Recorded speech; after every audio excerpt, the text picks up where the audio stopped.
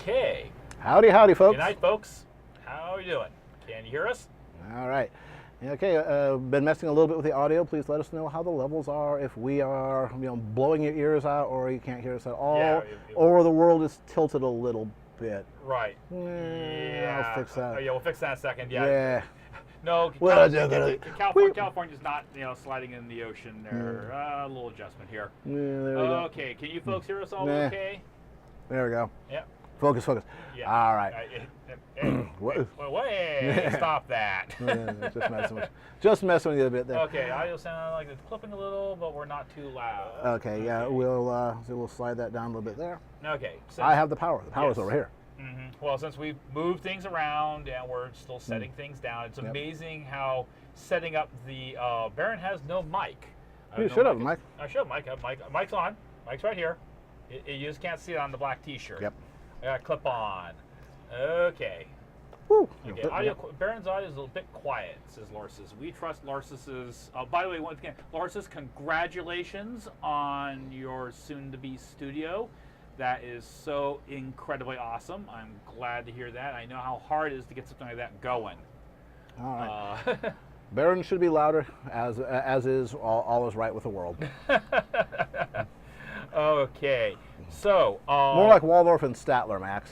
Yeah. Oh, come on, guys. Come on. I work as hard on my comedy routines. Fun stuff. Yes. All right, so I just wanted to open up with one quick thing. Yeah, you see the cord, you keep seeing it. We had a troll problem last week. A lot of people did. They were just bombing around from show to show. If somebody shows up and trolls the channel, let us handle it. Don't acknowledge the troll because that's what they feed upon. Yep. I've got the complaints to the say it's for live assistance from Picardo admins page open in the browser. We'll deal with it. Yeah, that's our job. You're our guests here tonight. Yeah. Let us deal with the problem. Yeah, I say wielding band hammers makes you hot and sweaty. Yeah. And Lara says, I believe it is. Yes. Got it at or ordered it at a convention. Got it about 2 weeks later. Mm-hmm. So. First things first, since it's a little bit warm, and you can note out here the air conditioner in the background. Yeah, if you hear a rumble, we're running the AC. Yeah, either that or I'm hungry.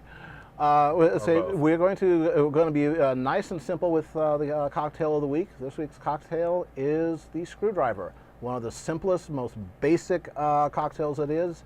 It's of a class called Bucks. Bucks have one spirit and one mixer, and that's pretty much it. Mm-hmm. Another good example of Buck is a Moscow Mule, which is vodka and ginger beer. Screwdriver is vodka and orange juice, and not a whole heck of a lot else. And it's great for you because technically you're getting your vitamin C.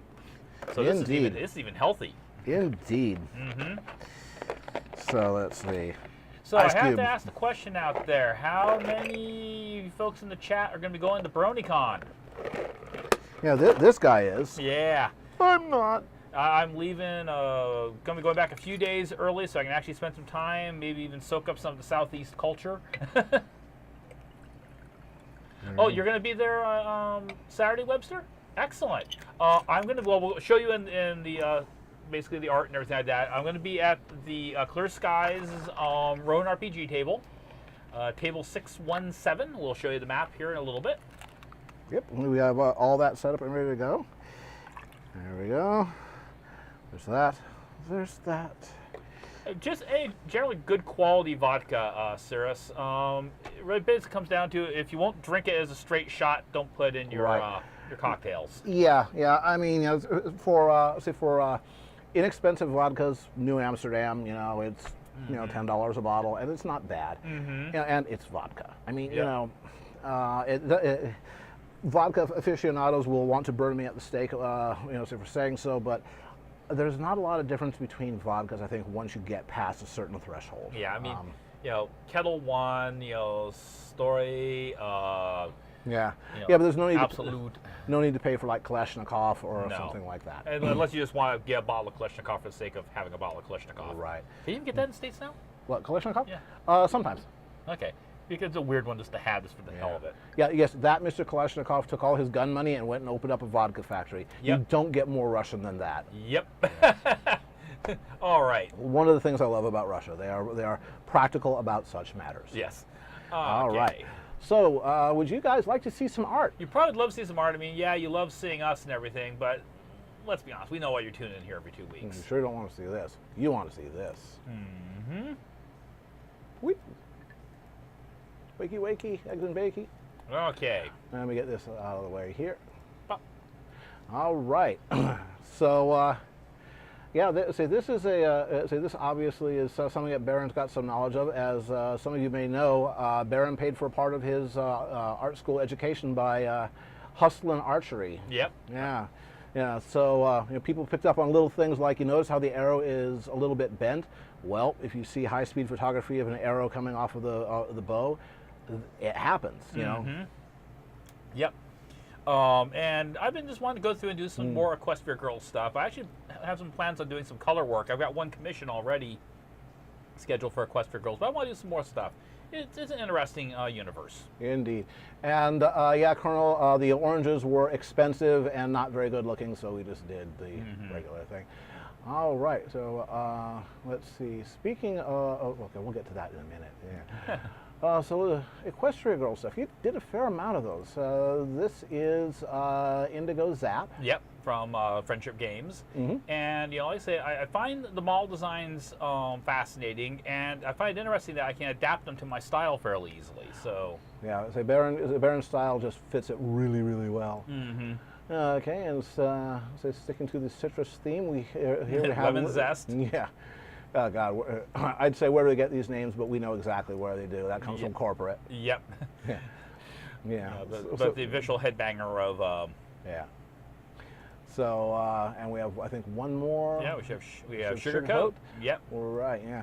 So these were the most recent movie, which I have yet to see. Which I'm kind of bad about. Yeah. Well, actually, it's not the most recent. It's the second most recent. Yeah. You're further behind the curve. Yeah, I'm telling you, I'm bad. All right. So getting back into some regular poems. Or at least some anthro. Let's If see. you're going to go for that one. Yeah, we'll see. We'll start with Sunset on the Beach. Yeah, and this was a piece that I really was surprised at the amount of comments and feedback. And wow, on Twitter it went bonkers. I did that because I was basically trying to work through something else on a project, and I had like this artist block. I'm going, well, I need to get. Well, sometimes if I have artist block, I'll draw something else, and that will basically jog something loose in my head. And so I did this picture of sunset just in a bikini on the beach, and it was really, you know, quite surprising the amount of positive feedback I got from it. So enough so that I'm pretty certain I'm going to actually do that one up as a finished color piece. It got so much feedback, I think it's worth my time. Well, I ask this question, you guys out there. If I did a color of that, would maybe something you'd be interested as far as prints, maybe buying the original of it? Bidding starts at $7 billion. Now, while we're thinking about that, not everything you draw is ponies and stuff. Some of it flies for other reasons. Yeah, and this is something I put up because I know he's shown up in this chat here a couple of times. Max, if you're just not getting my emails for some reason, whisper me or something like that here, because I finished this commission for you, and I haven't heard anything from you. Now, I know, sometimes you're a long ways away from being able to get back and reply to emails, but I just want to make sure you're getting the things. I sent that commission, this is basically this concept design work I did for a client. They wanted kind of a early AWACS style aircraft. It was originally, of course, a transport. Something kind of more beefier than a C-123 provider. Something that came in right after the Korean War, and it stuck around. Probably got converted eventually to turboprops, and got put into a whole bunch of uses it was originally intended for, like AWAC, maritime patrol, stuff like that, meteorological. Ooh! I think I see somebody that we haven't seen before. Oh, who's that? Kalenin. Kalenin, are you new to the channel? If so, welcome. If not, then welcome back. Yes. So, okay. So anyway, so speaking of welcoming back, this is a character that had kind of a rough time in earlier portions of your Apple Bloom story arc. Corporal Stone. Yes. Yeah. He probably isn't going to be happy to see Apple Bloom again. Well, he did see her at the sort of the Crown Day, and he kind of understands what happened and everything. But yeah, it was an awkward time for them. Yes, my little cataphractic. Yeah, there you go. Yeah, he is basically a one-man demolition team, or one-pony demolition team. Yes, again, we have 8-pound spiked stainless steel balls coming at you, and then hitting you again and again and again. Yeah, and everybody has to have a hobby. And he basically can throw them with the same speed as a Major League Baseball pitcher. Yeah. He's put most of his skill points are all in telekinesis. Nolan Ryan should be so happy. Yeah. All right. So speaking of various assorted and sundry plots and plans, the plot, I would say the plot thickens, but This is actually one of the more recent of the. Actually, they're not really stainless steel, but they're pretty good. They're steel. He keeps them clean. They hit a lot of things which knock the rust off, anyways.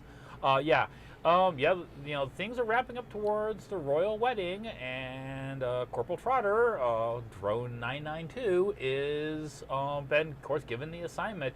He needs to put together the ops to capture Princess Cadence, and this is his new handler, Purple Martin.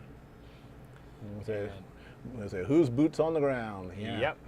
Yeah, and that actually I think is vaguely related to this. Yes. What's the story here? Now, this is Gold Scryer. Now, you might remember in an earlier Dreamscape posting, she's the one who figured out that the wards that one Griffin used to break into Celestia's office were not unicorn magic made wards. They worked like unicorn magic, but it was this type of magical formula that she'd never seen before.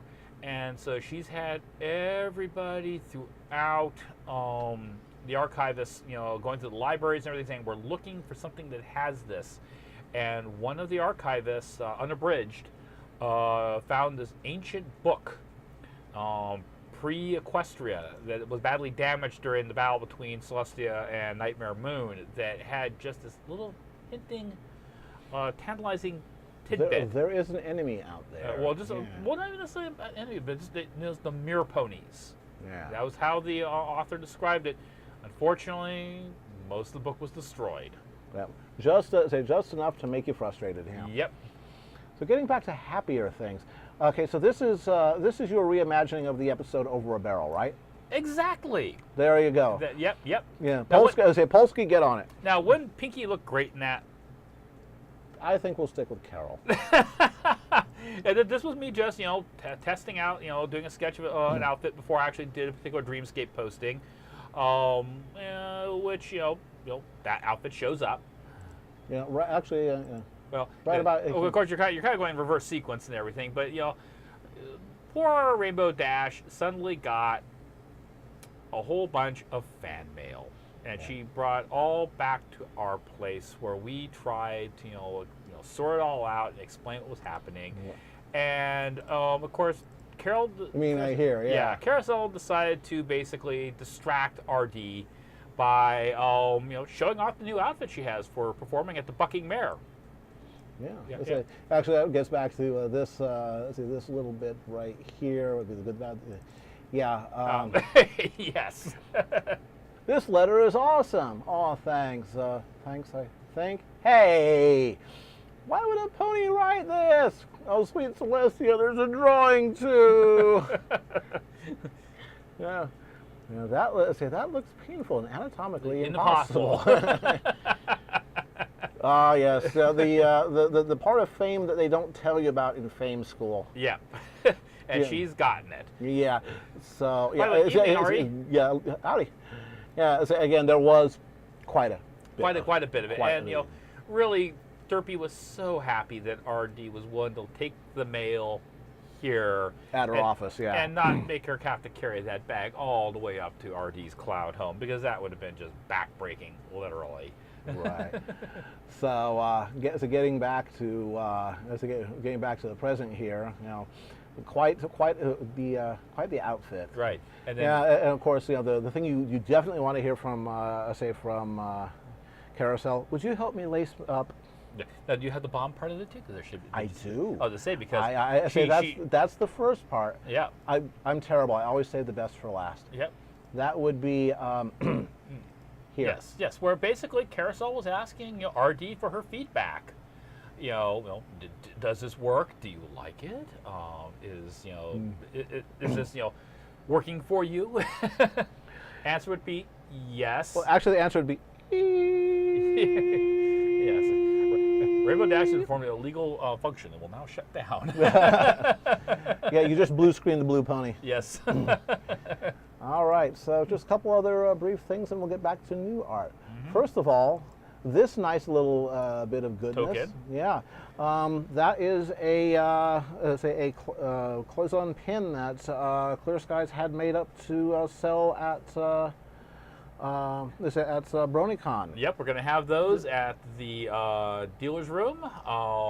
He ordered a whole bunch of them, and we're going to have them for sale starting Friday morning. Yep.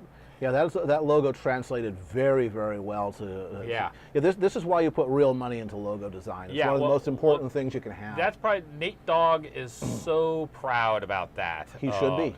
That logo that really worked out, and it's a design that transfers over very, very well to a whole bunch of different medias. All right, and so where at BronyCon will you be? Well, there's the map, and you see the little red square. Mm-hmm. That's where Clear Skies and Baron will be set up. Mm-hmm. Oh, and by the way, Larsis, I will have some stuff waiting for you when you come back, as you've asked me to, so you can pick it up there. Excellent. Mm-hmm. All right, so let's go back over to here and do this. Mm-hmm. Bam, and then go Bam. here. Bam. Bit of bam, bit of boom. All right. Okay, so tonight I'm actually going to be working on Patreon rewards, something I haven't actually done in a while. So I'm going to get onto that, and I also wanted to take it as a chance to talk about some stuff. If you guys follow me on Twitter, you probably know today I put up a whole bunch of Twitter posts about composition and how you can get things to work a certain way. Baron's art tips. Exactly. Mm-hmm.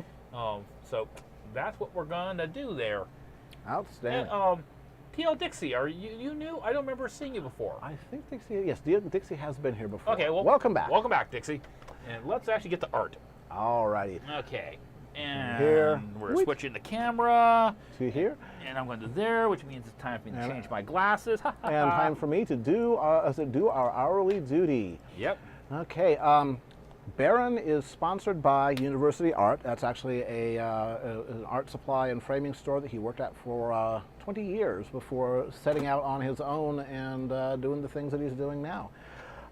They are a very high-end, museum quality framing shop. They do all of my framing. I wouldn't trust anybody else. Again, they've handled original Rembrandts, original Picassos, original Nobel Prizes, the award letters. So, and the little medal. And they also offer art training, workshops, and have some of the best art supplies in the world. If you're in the Bay Area, that would be Redwood City, San Jose, or Sacramento. Look them up. Best damn art show in the West. Alaska's cold. Are you new? I don't remember seeing your name in the chat or not. To answer your question, I'm not going to be traveling up to Oregon so I can see the totality, but where we are, it's going to be the high 70% to maybe 80%. So, well, welcome. My name is Baron, the guy who makes all the technology work. That's Carried One, and we do this every Saturday night. Glad you could join us. Hey there, Mad Badger. Glad you could tune in tonight. And I'm going to mess with the color settings on the camera a little bit. Your hands look great, but then nobody will be able to see the pencil lines. That's right. So he needs to adjust this because when we start out... We're going to give Baron's hands like jaundice and right. Actually, the blue art waffles. We're going to... the blue art waffles. Great. I have art waffles. All so right, let's see. Where do we have? We have there. the... Excellent. I'm going to leave my hands underneath here. That's a boom, bada bing, bada boom. I got this button that says configure video, and I move the dialog box out of the way so I can see what the hell I'm configuring. All right. All right, so let's go down to, we'll go to white balance over this way. In that case, I keep on flipping. I'm going to go into a portrait format on this first piece. Exposure down. Gain down. All right. 7 cents. I've already switched my glasses. I've got my studio glasses, but thank you for checking there. Now let's see how this works. Okay.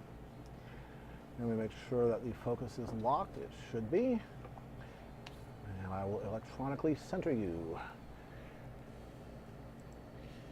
Alrighty.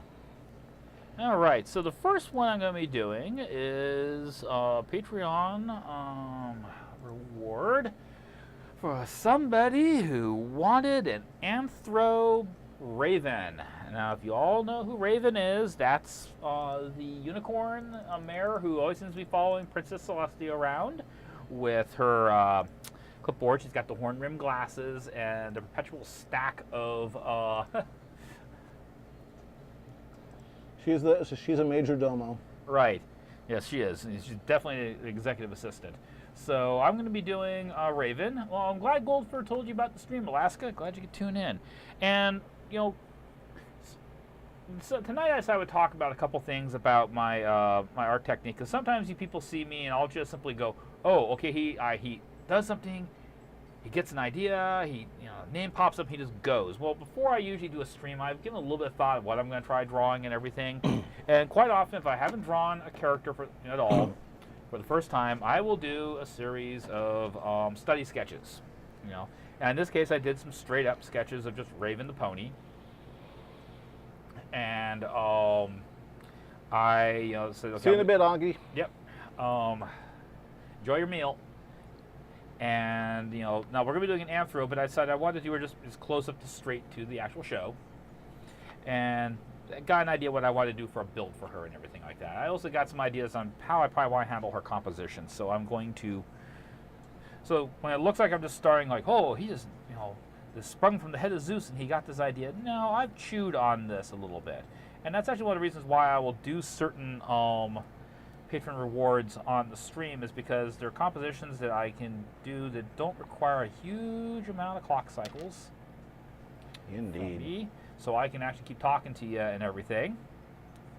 And that I know that I can finish in less than an hour. Hey, Copper. Hey, Copper. How's it going? There we go. Yeah, so very, very glad that we have finally, in the United States, are caught up on Pony.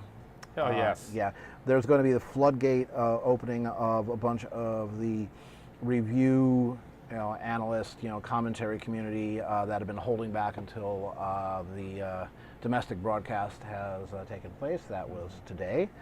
So we're still embargoing the last 2 episodes, but as far as discussion and spoilers is concerned. But next show, the floodgates are open. Yep. That reminds me, schedule for the next few weeks. Obviously, next weekend is Bronycon. Baron will be there. Baron will be doing his normal show also on the weekend after. So Bronycon is not going to affect that. Yep. The weekend after that, if you're in the San Francisco Bay Area, my wife, Smudge, and I are going to be at the Crunchyroll Expo in Santa Clara, California. We have been accepted, and we have a table there, and we are going to be selling any art prints that I haven't sold at Bronycon, selling original art. We're going to be selling my wife's comics. She has several comic book series that she has done. So if you happen to be in Santa Clara on the weekend, I think it's the 26th to the 28th. Check them out. Check it out. All right. So I'm going to mess around a little bit with the keyboards here. I've got the synthesizer up on top is actually plugged in directly into the mixing board, that's over there. So let me know if it's too loud or too quiet. Yeah, Ari, the Plowmare's one, that's one, because I've already seen some thumbnails saying, is this how you like this? That's a bit more of a complicated composition. I'm going to be putting a bit of background into that and everything to make that all really kind of pop for you. So that's one I will do in the studio, and I am not trying to also be a co-host of a stream. Your hoster. Your hoster. I'm burpy too. All right, let's see how this Suddenly works. I'm burpy. Why am I burpy? I didn't even have cucumbers for lunch. Okay, we should have a nice F drone going. And let's do some piano, which is actually, the piano has built-in speakers. If I plugged into the mixing board, I wouldn't be able to hear it. And so we just picked those up through open mic, which I'm sure Lars just goes, wince.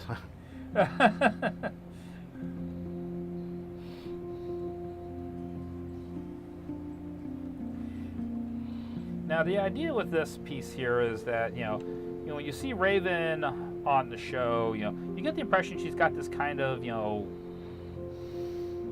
very working professional, executive assistant vibe going on. But, the person who wanted this one done, they wanted to have it, well, when she goes on vacation, maybe, she kind of lets her hair down. Even though I'm going to keep her hair up in a bun because her mane and tail shape are very defining of her her personality and her visual cues. So we're going to keep that at least.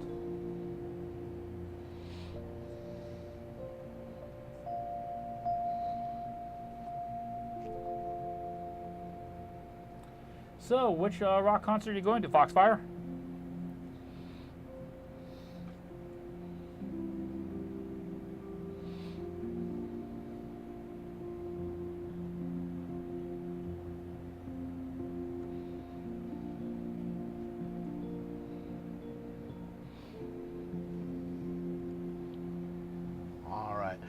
So how's the volume on that? Are you guys picking up the piano? Is the piano overwhelming? Baron, can you hear the? I'm cutting off now. Just the steady raw in the background. What do you guys think of that sound?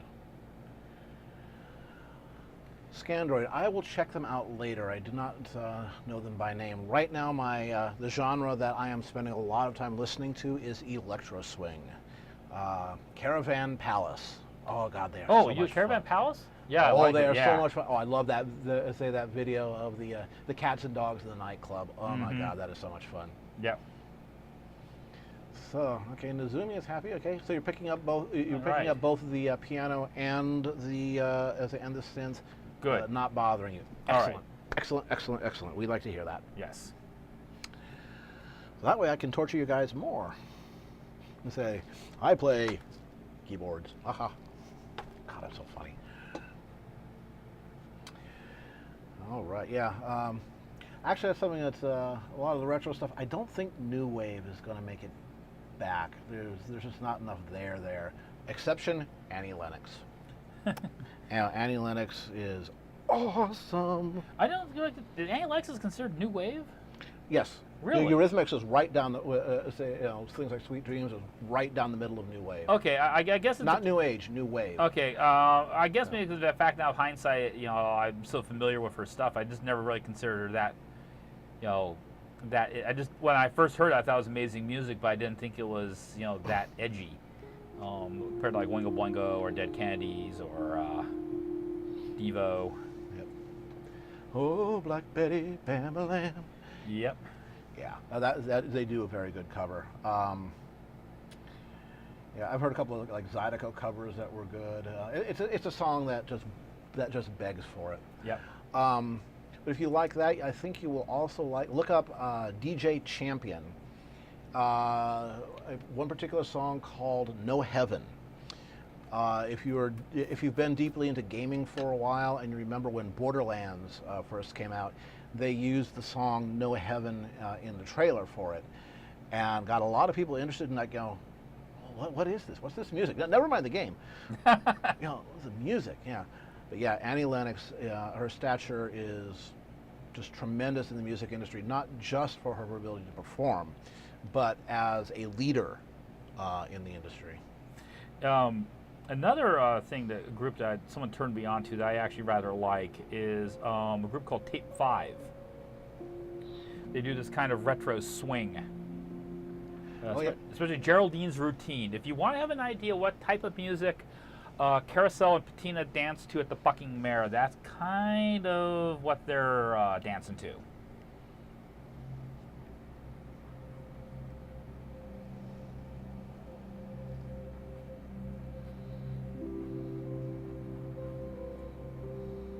I have no idea what I'm playing. I just mess around. this chord kind of goes with this one, and then go to B flat, then F, and then back to C. Yeah, that really does kind of suck, Orca.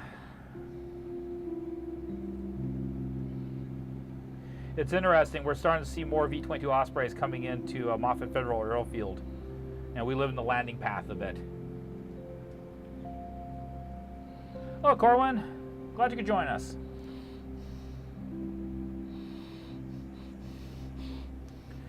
Taking care of some Patreon rewards tonight.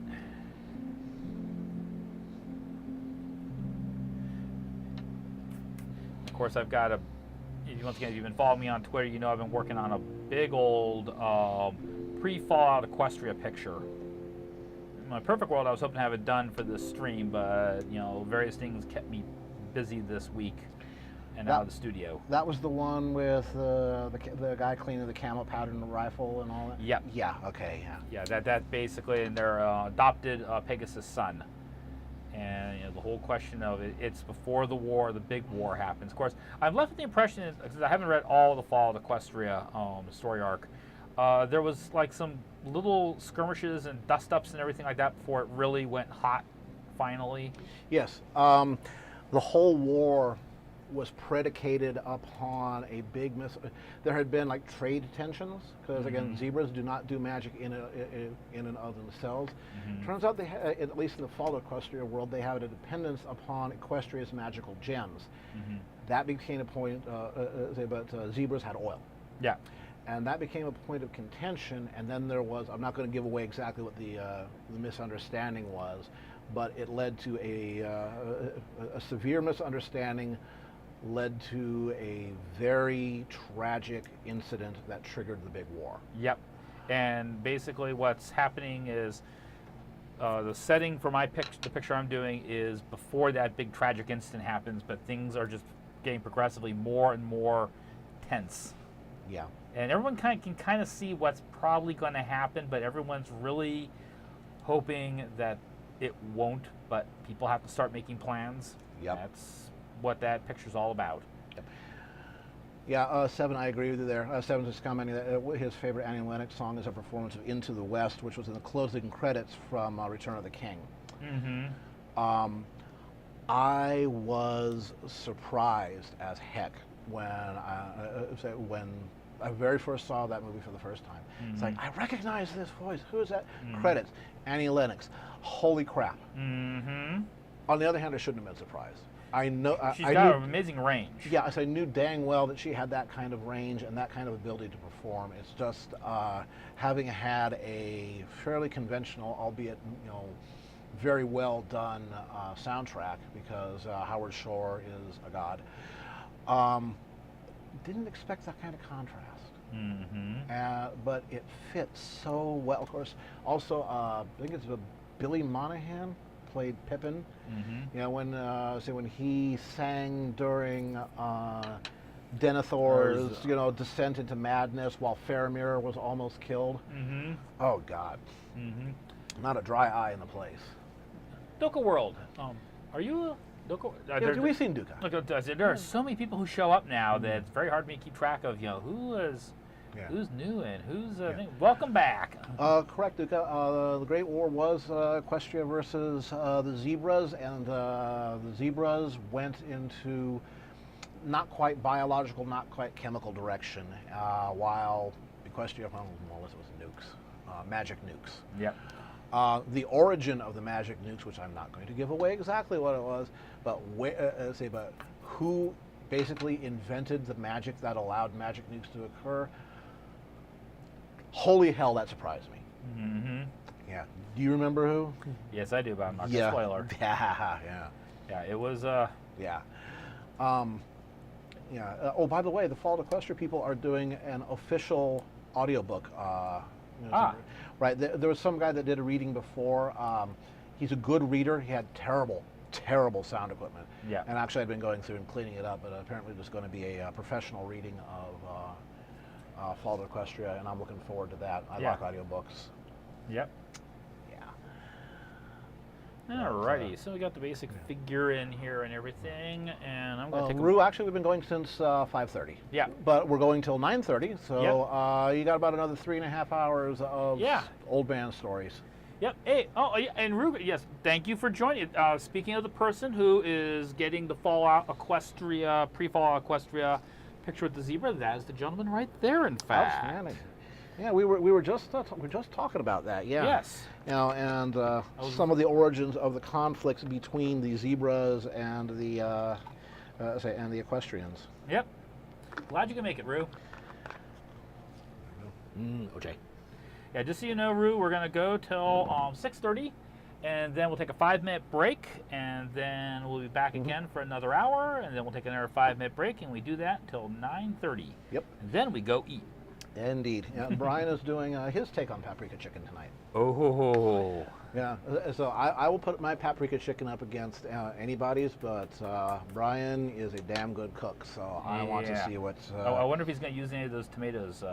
I believe he is, or he may not be going straight down paprika chicken route, but we'll see. There will be paprika involved. One way there, those tomatoes are for you guys to use as you see fit. Yeah, folks that don't know, Baron's wife, Smudge, who is, by the way, a professionally trained animator from Cal Arts, went to school at the same time as that Lauren person we occasionally talk about. Also has one of her hobbies is gardening, and so Baron's apartment has a very large patio out back, and it is covered with planters and pots and things like that, and they all have something growing. Yep. Oh no, we had Kalen. We had the screwdriver. I got my camera's over here now. Yeah. Indeed. Indeed. And if you want reload, I think you go for a reload. We are going to reload. There we go. Yeah, Octavia, glad you can make it. There is Octavia. Well, that was a good fan animation. The I Am Octavia thing is basically to the tune of I Am Titanium. That Eily Monty sang because Eily Monty, oh, what a set of pipes she has. Yes. She is magnificent. And I'm happy they gave her a British accent in the Slice of Life. Yeah. And I think I think they're going to keep Vinyl Scratch forever silent, because if it was anybody, here you go, Mr. Baron. If it was anybody other than, God, I'm having an old man moment. Oh yeah, her. One they had for Help us, people. Yes. Say the voice of. Good morning, Ponyville. Yeah. No whacking. Yes. Jesse. If it's anybody that say, but Jesse does the voice for vinyl, there's going to be people going up in arms. But for a variety of reasons, you know, people who become famous, fans famous for doing a voice, are kind of hard to get hired to do it professionally. So it's just going to be one of her things. She doesn't say much. She cleans the dishes with wubs.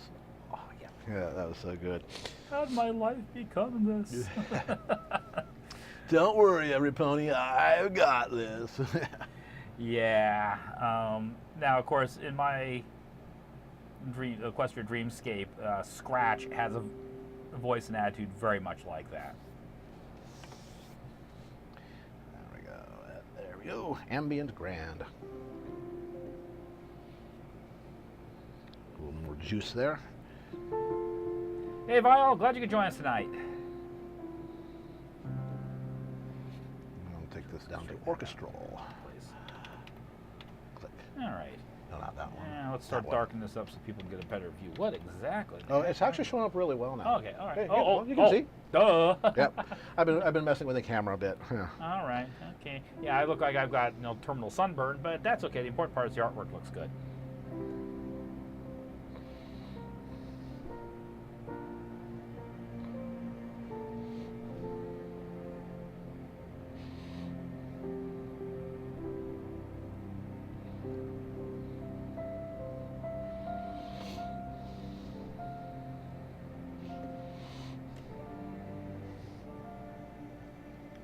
Come on. No. Oh, D, not G.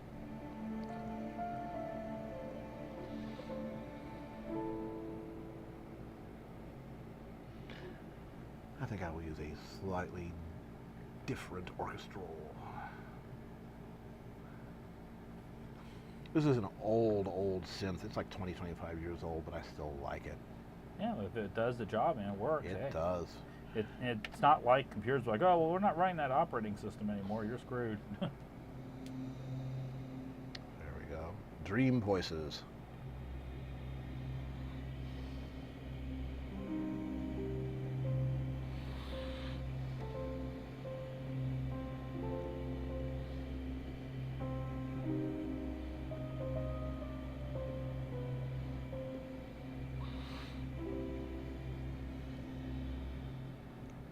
Just messing around, folks. Just messing around. You're well or rare. Well, the Deep Space Nine opening Foxfire, it was just a fairly simple, yeah. That was all about layering, not so much about melody, and lots of fog chamber and bright light wrapped in stretched out cotton balls effects, literally. And a model that's about 20 feet across. Yeah. Yeah. See, and that's where people, just like in music and art, people can sling lingo, and half of us go, words, context. It means something to somebody.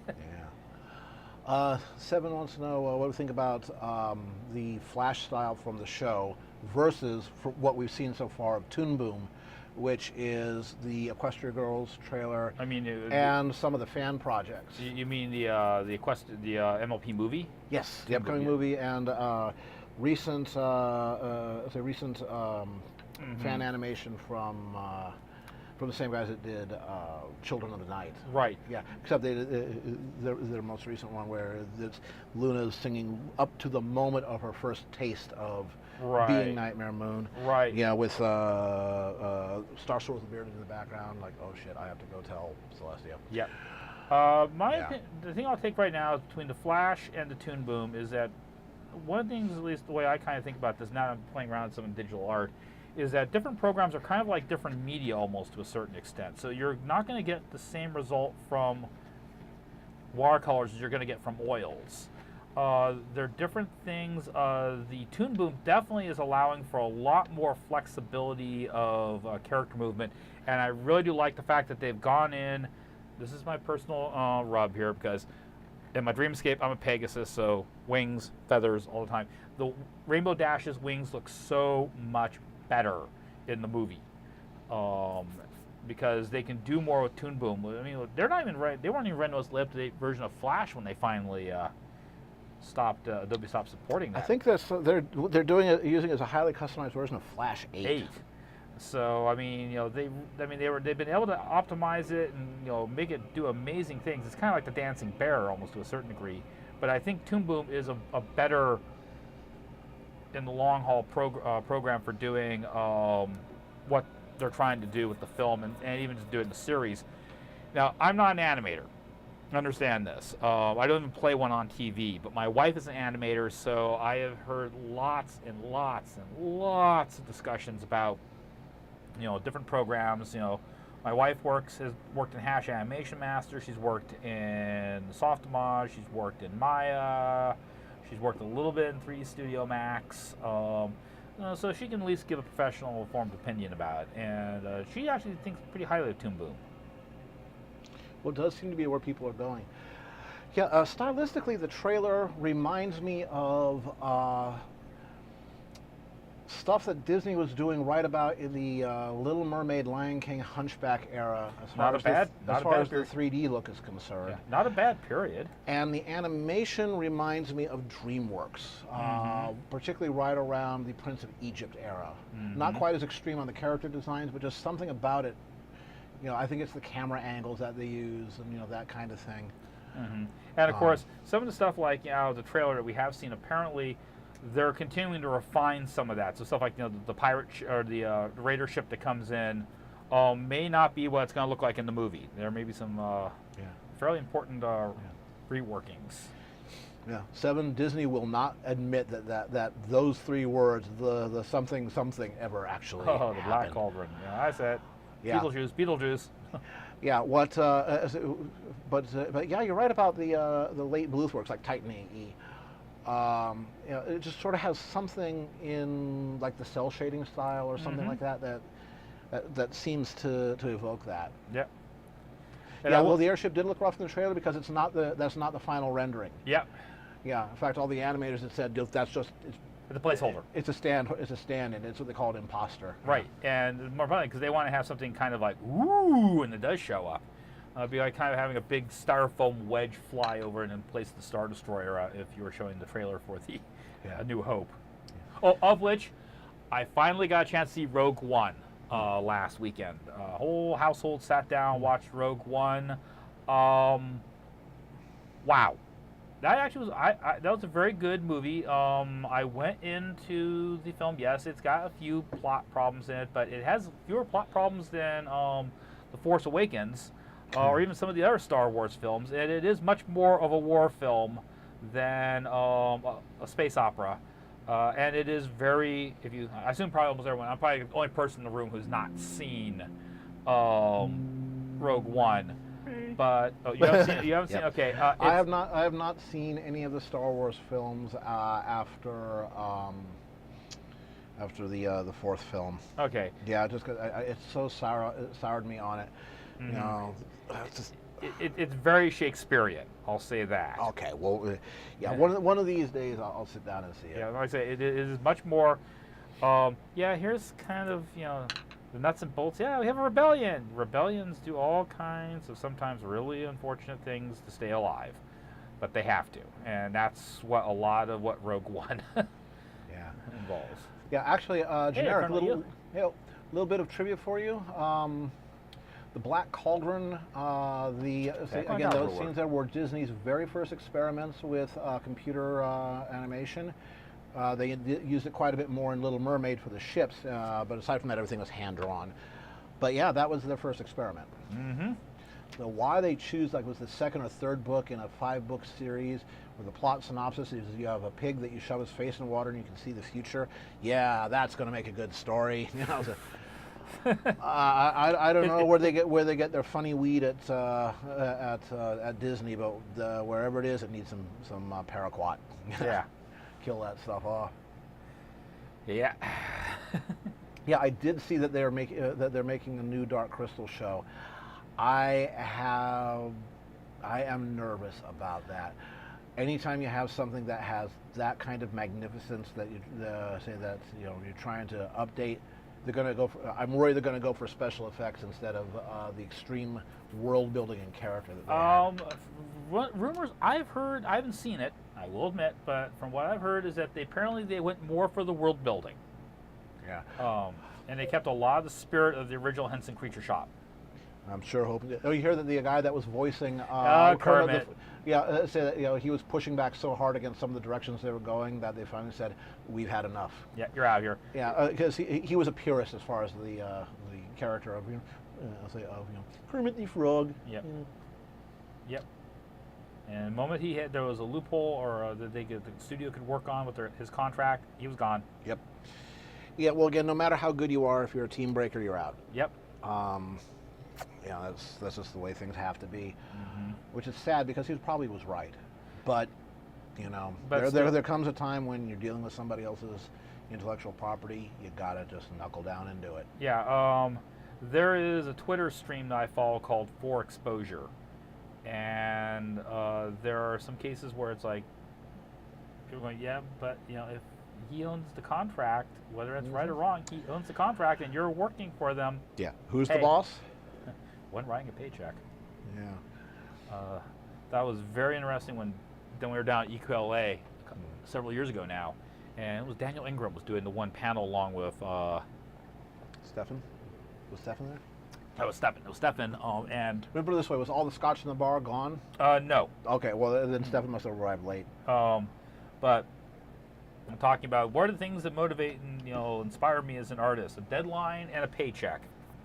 Yep. And when you do this for a living, there's a certain amount of truth to that. I mean, it may sound horrible, it may sound terribly, mercenary and crass, but it's true. Yep. Clear Skies, if you're using Firefox, the most recent Firefox patch apparently does not play nicely with Picardo. Try Chrome. What can I say? Yeah. Oh, speaking of voices, we lost one of the industry greats the past couple of weeks, June Foray. June Foray, you would probably know her best as the voice of Rocky the Squirrel, or just about any female character in the Looney Tunes stuff. A lot of people said, well, she was the female Mel Blanc. Well, again, her stature was such that you didn't have to say that, well, she was the best female at that. She was just the best. Mm-hmm.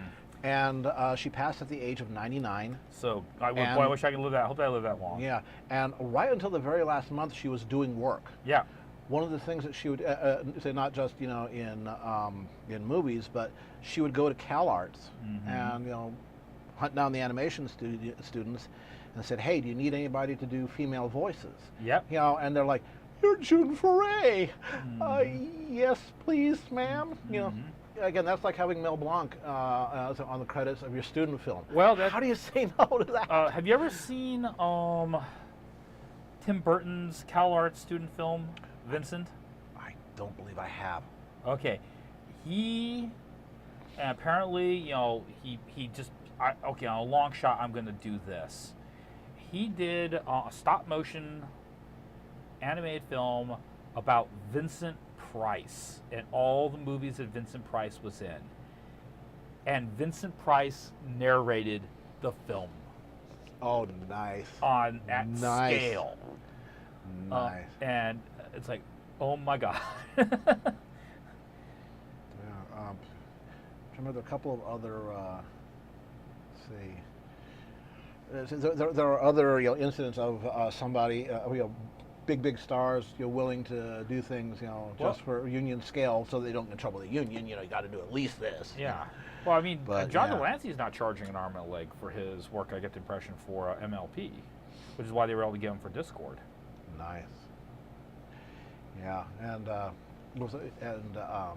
without giving too much away, William Shatner did a great job. Yes. As well. And you may not recognize it's William Shatner at first. It's like, God help us, he actually knows how to act. Never mind the silly stuff, but no, it's like he is an accomplished actor. He is, I think he's almost 90 himself. He's in his late 80s. Yeah. But you learn a few things in those years, even when you're William Shatner. Yeah. I still like Charred Oak. Oh yeah. Burnt Oak or Charred Oak? You can't remember. Burnt Oak. Burnt Yeah, Oak. But again, that's still part of the embargo.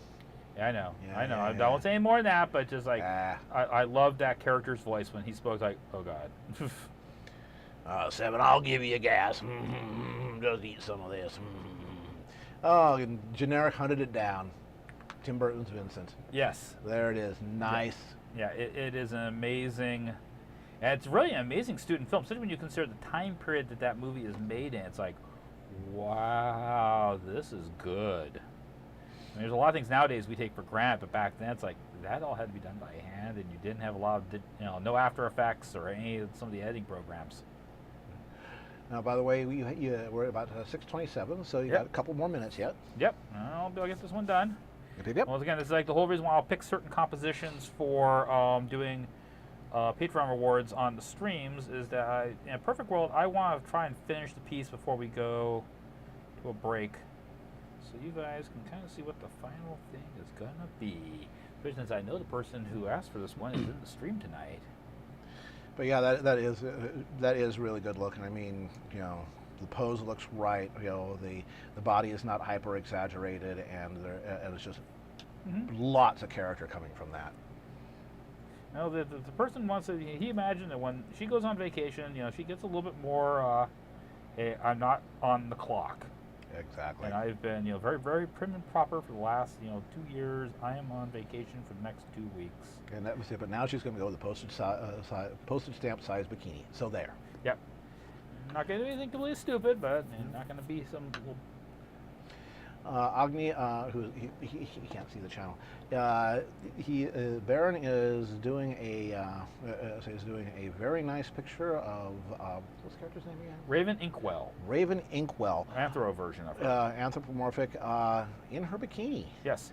And Basically, she looks good. Princess Celestia's personal secretary. We see her all the time in the show.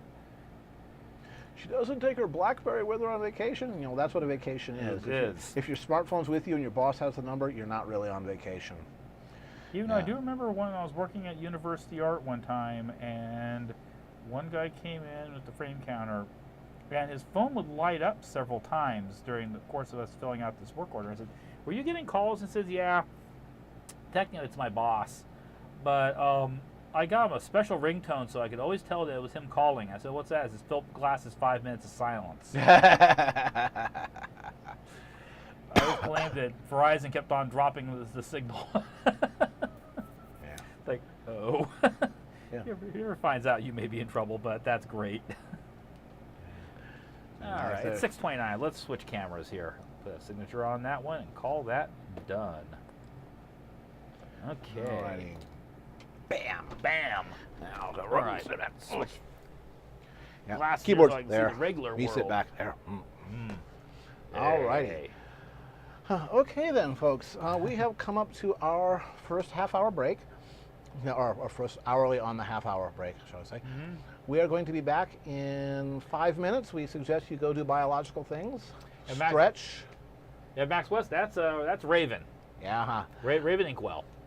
Alrighty. So, folks, we will see you all in 5 and click.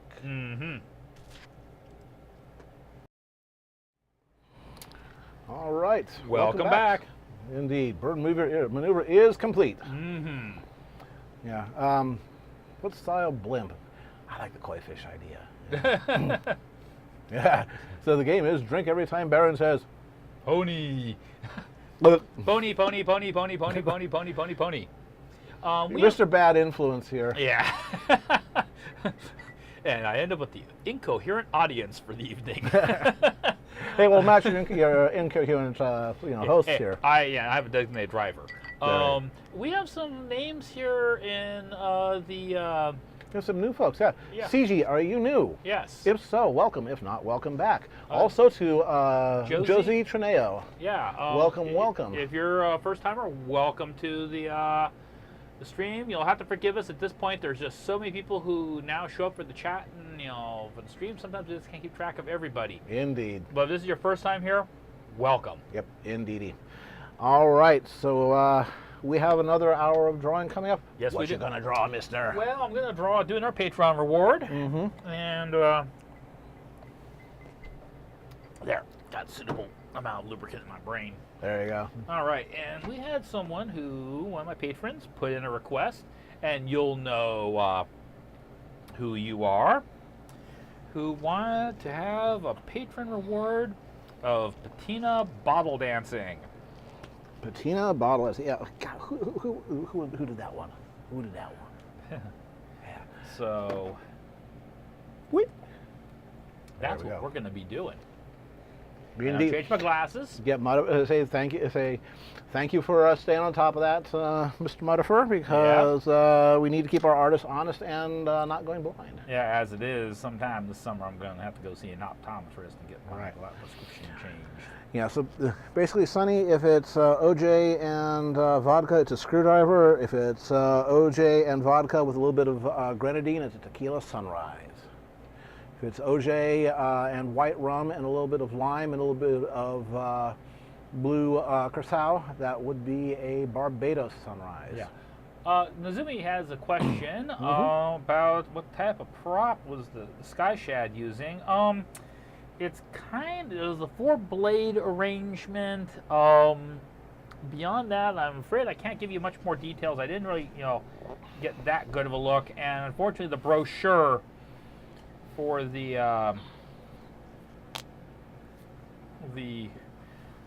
Equestrian Airship Service Company did not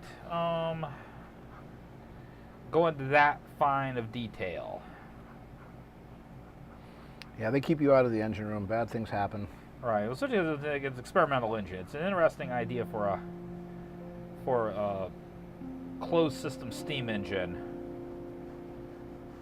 but it was kind of raggedy edge technology. They did put some interesting fail safes in case something went horribly bad. And if it's OJ and the news media, Oh. if the drink don't fit, you must quit. He's getting out soon. Yes, he is. Yeah. But anyway, so who wants to hear a cool, I think it's cool story of something that happened on Thursday. Yeah, we'll see. I want to hear something cool happen on Thursday because my Thursday wasn't that cool. Yeah. Okay. Peter New, who is the voice of Big Macintosh, Dr. Hooves, Golden Delicious, and of course Sunil from Little's Pet Shop, etc. Does a fair amount of live action work, and he hooked up with a studio, studio / distributor called Crazy Eights, up in Vancouver. And they had a sort of a contest thing of doing a movie where you get 8 days from first filming to final form and present it. It's not a lot of time. No. So he wrote a short film called Woodman. It's a retelling of the Pinocchio story, done live action. Extreme makeup, that kind of thing, with a twist, it takes place in modern times. Very, very well done, very high production values. And it had its world premiere Thursday down at the Los Angeles Short Films Festival. Myself and one of my co-workers had put a little bit of money into the pot to make it happen. And so we got invited down, and that was an interesting drive down, by the way. We took the Mustang. I have a red Mustang. Its license plate says, "Yep," of course. Down through twisty mountain roads, all down the length of California. I completely destroyed a set of tires. I rubbed them all the way down to the belts. Time to get new tires. And then saw the film, and with a bunch of other films. And like most film festivals, it was a real mixed bag. There was some really interesting stuff. One of the most interesting films was a docudrama about how domestic help in Saudi Arabia is treated to this day. It's pretty nasty. And there was other stuff that's like, you shouldn't be trusted with a camera. Just go take the money and buy more weed. You'll be happier. But that was an interesting little trip, and we got down there, and it's quite an interesting crowd. There's some names that you folks might know. M.A. Larson was there, and Trevor Duvall, who is doing as much writing and story editing as he is doing voice acting. In the show, you know him as Fancy Pants, but yeah, he is currently working for Disney Marvel on the Avengers, and he is loving it. He had nothing but praise to say for the Marvel executive staff, who knew exactly what they wanted, were able to spell it out clearly. Said, okay, here's what we need, this story on this episode to accomplish. We'd like to have these elements in it. Go. Yeah. And then they stepped back and they trusted the writers to do the right thing. They did not micromanage. Yay! Now that Horsey show, apparently the executive staff do sort of micromanage. Obviously we got some pretty good results. But let's see who else was there. Ian and Claire Corlett. Claire Corlett is, of course, Sweetie Belle. Yes. And Ian is Goku from Dragon Ball Z, the English translation, and a lot of other things as well. So they were there, and it was quite the evening. Quite the evening. So we ended up getting back at about 2 in the morning. give you an idea of how much too fast we drove. Starting in San Jose down to North Hollywood via highways 101, 58, and then Highway 33 through Ojai, 7 hours. Actually, about 6.5. Really should have been about 8. But like I said, my tires were almost done, and now they're well done. Yes, it's like, oh, what's that white stuff? That's the belt. The Kevlar belt, isn't it? Yeah. High tire rack. Yeah, I did it again. Yeah. This stream is the only thing that's keeping my interwebs going. Well, I'm glad we're good for something, Big Diesel. Yeah. Keeping it warm for you. So, yeah, and if you ever do get a chance to work with Peter New on a project, if he does like a crowdfunding thing or something like that, seize the opportunity, because he is such a wonderful person to work with. I think I see a new name. Jakatos, are you new to the stream? If so, welcome. If Yes, not, welcome back. Welcome. See anybody else? Scroll. Everybody else, I think, is back in family. Pencil art guy. Have you been here before? That sounds like a new name. If not, then welcome, and if so, welcome back. Yes. Baron is that guy over there. Let's see, can I get my finger? I'm the guy looking at the camera right now and waving. There he is. I'll stretch my arm that far. Oh, that felt good. Yeah, okay. Oh, shoulder. I'm the guy drinking. Yeah, there you go. The screwdrivers. Yeah, because Baron's brain needs lubrication. Yeah. Big Diesel, hit it with a hammer. Yeah. F5. Yeah, well, again, that's that, which doesn't help you if your ISP is being bad. No, that's the case, and you're just, unfortunately, the old Prussian military quote, all skills in vain when Angel pisses in your touch hole. Yeah, there you go. So pencil art guy, it is his first time. We are doing just fine. We do this every 2 weeks. I said Baron's the artist. I'm the guy that natters on in the background and mashes buttons and messes with keyboards. And preps artwork for the stream and creates the pre-show. Go to the freezer, get the box. Yeah, you do a lot more than you give yourself credit. So. Well, So, we do this every other Saturday, starting at 5:30 Pacific, going till 9:30 Pacific. We take 5-minute breaks every hour on the half hour, because artists need to stretch. Yep. Otherwise, they will be unhappy in a few years. Yep. Take me as a cautionary tale on my ruined back. Right. So, so Baron is doing Patreon rewards this evening. Baron does artwork in furry stuff, My Little Pony stuff, aviation art, anime art, science fiction and gothic horror, stuff that would give H.R. Giger nightmares.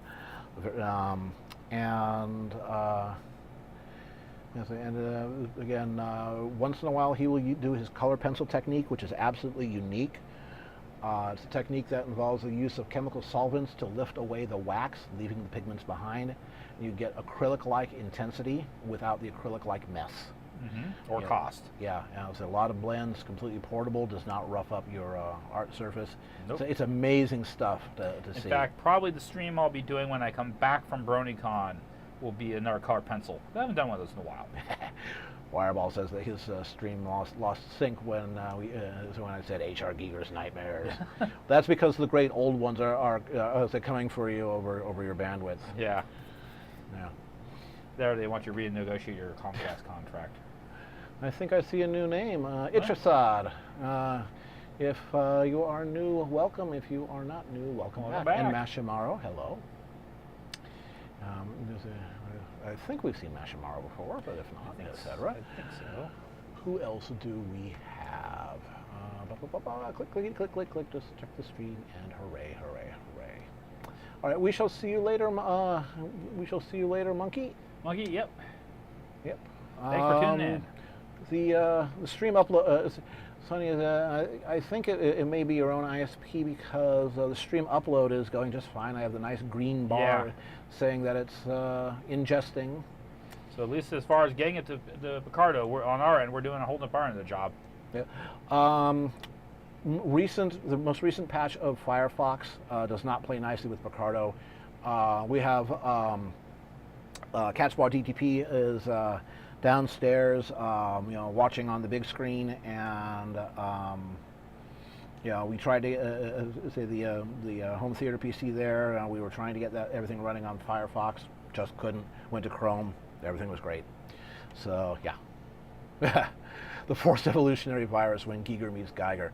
Very, very good, Bravo. Plus 5 points for Oh, there you go. Let's all comment on your lovely hands. Baron the hand model. Yeah. Yeah, that's all the rage these days, Glennon. 5 fingers, yeah. See, 4 fingers was very fashionable during the golden age of Warner Brothers animation, but we're getting back to 5 now. It's with increased technological capability, we get to grow our fingers back. Well, also too, I'm going to say my wife is an animator. She points out there are certain advantages when it comes to animating 3 fingers and a thumb over 4 fingers and a thumb. It just makes it a little bit easier.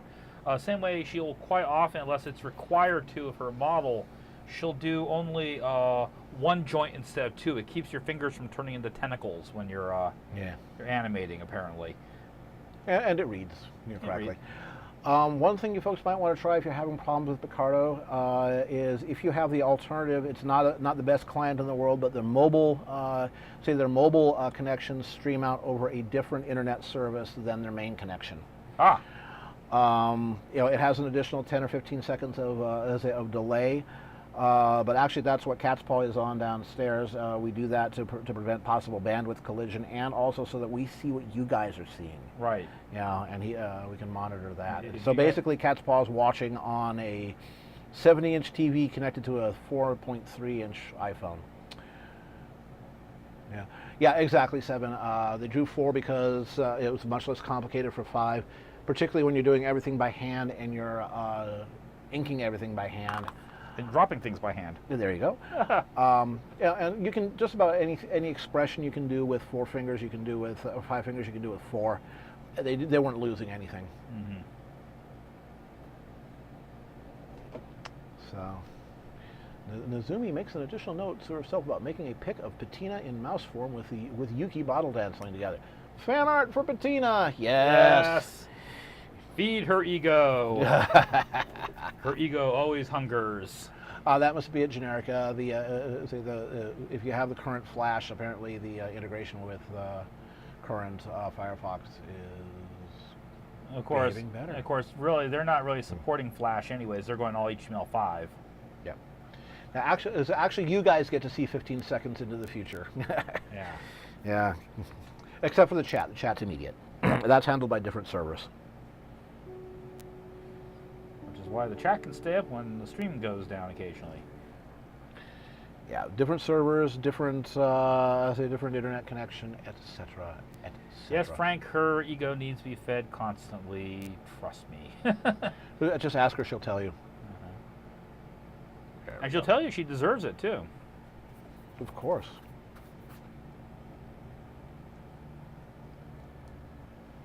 Get a little more there. Got that drone going.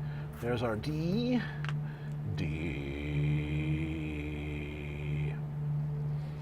D minor. There we go. D minor. And B flat. D minor again. And then A minor. And B flat, because 2-dimensional is cool, and then F. That's not F, that's C. Okay. That's F. Once again, who has better structural pompadour, Patina or Rosemary? Ooh, good question. I'm going to bet Rosemary. Yeah, hers is bigger. I mean, technically they're the same size, but Rosemary's actually has more volume and mass to it. So the other thing, I just think that proportionally, it just looks like it's fuller. Mm-hmm. How long can she dance there before running out of air? If you've looked at Baron's other bottle dancer art, the corks always have these huge slits in them. So they get, there is air. And also too, if you'll notice, I'm putting a series of holes here on the bottom. And that lets for the heavier gases, like, say, carbon dioxide and monoxide, to basically settle out the bottom of the jar. Indeed. So that they have to very carefully drill these holes, which is kind of a trick in 14th century Northeast Africa. The bottles are very, very expensive. In Andor, your bottle will be quite often, if you're the daughter or a son of a bottle dancer, you'll inherit the bottle your parents used.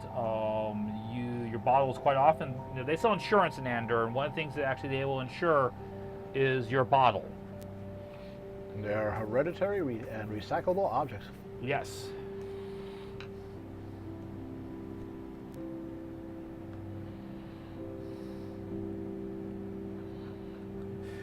That sure sounds like a sort of spike-armored hamster ball. Oh yeah, Bettina goes to war. Hello, Boxgood. Glad you could join us tonight. Yep. Don't worry, Boxgood. Now let's see. Hey, Rivercoon. Let's see who else we got here. Just going back over the list. Occasionally look back. Anybody? Is there anybody else here for whom this is a first time? If so, speak up so we can say hi. We're friendly type folk. Oh yeah, back in the days of Imperial Rome, they had glass. Yes. The cost of a glass goblet was approximately equal to that of a slave. Yep. Don't drop the glass, slave. Mm-hmm. And you can be replaced. Yep. And they have glass blowing in Andor. They actually went through the trouble of effectively cockroaching or headhunting away some Venetian glass blowers. So, Baron, has Ms. Parker ever forgiven you for the T-shirt washing machine poster incident?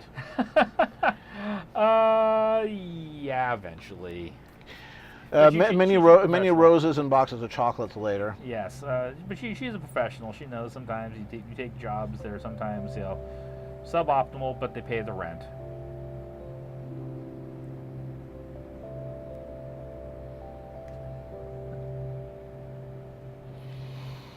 Well, congratulations, Seven. The more you keep doing it, generally the better your retention will be on that kind of stuff.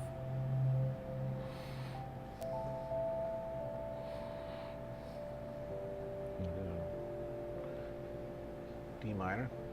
It's been kind of interesting. Of course, what you guys are seeing in my Equestria Dreamscape is, unfortunately, literally years behind where I actually am. But it's been very interesting seeing some of the things that have happened to Apple Bloom recently. So she is becoming very, very adept in that and is picking up some new techniques and has some ideas on how to tackle things. Even Luna's going, I haven't considered that before.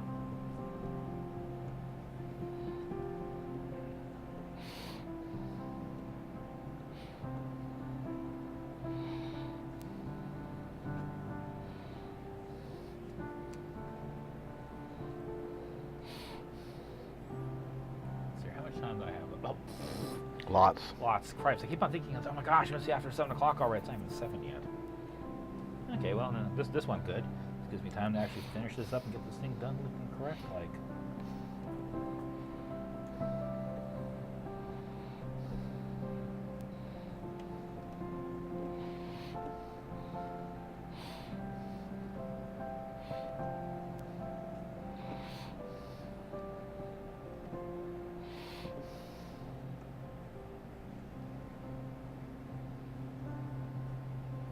Yeah, Cat's Body.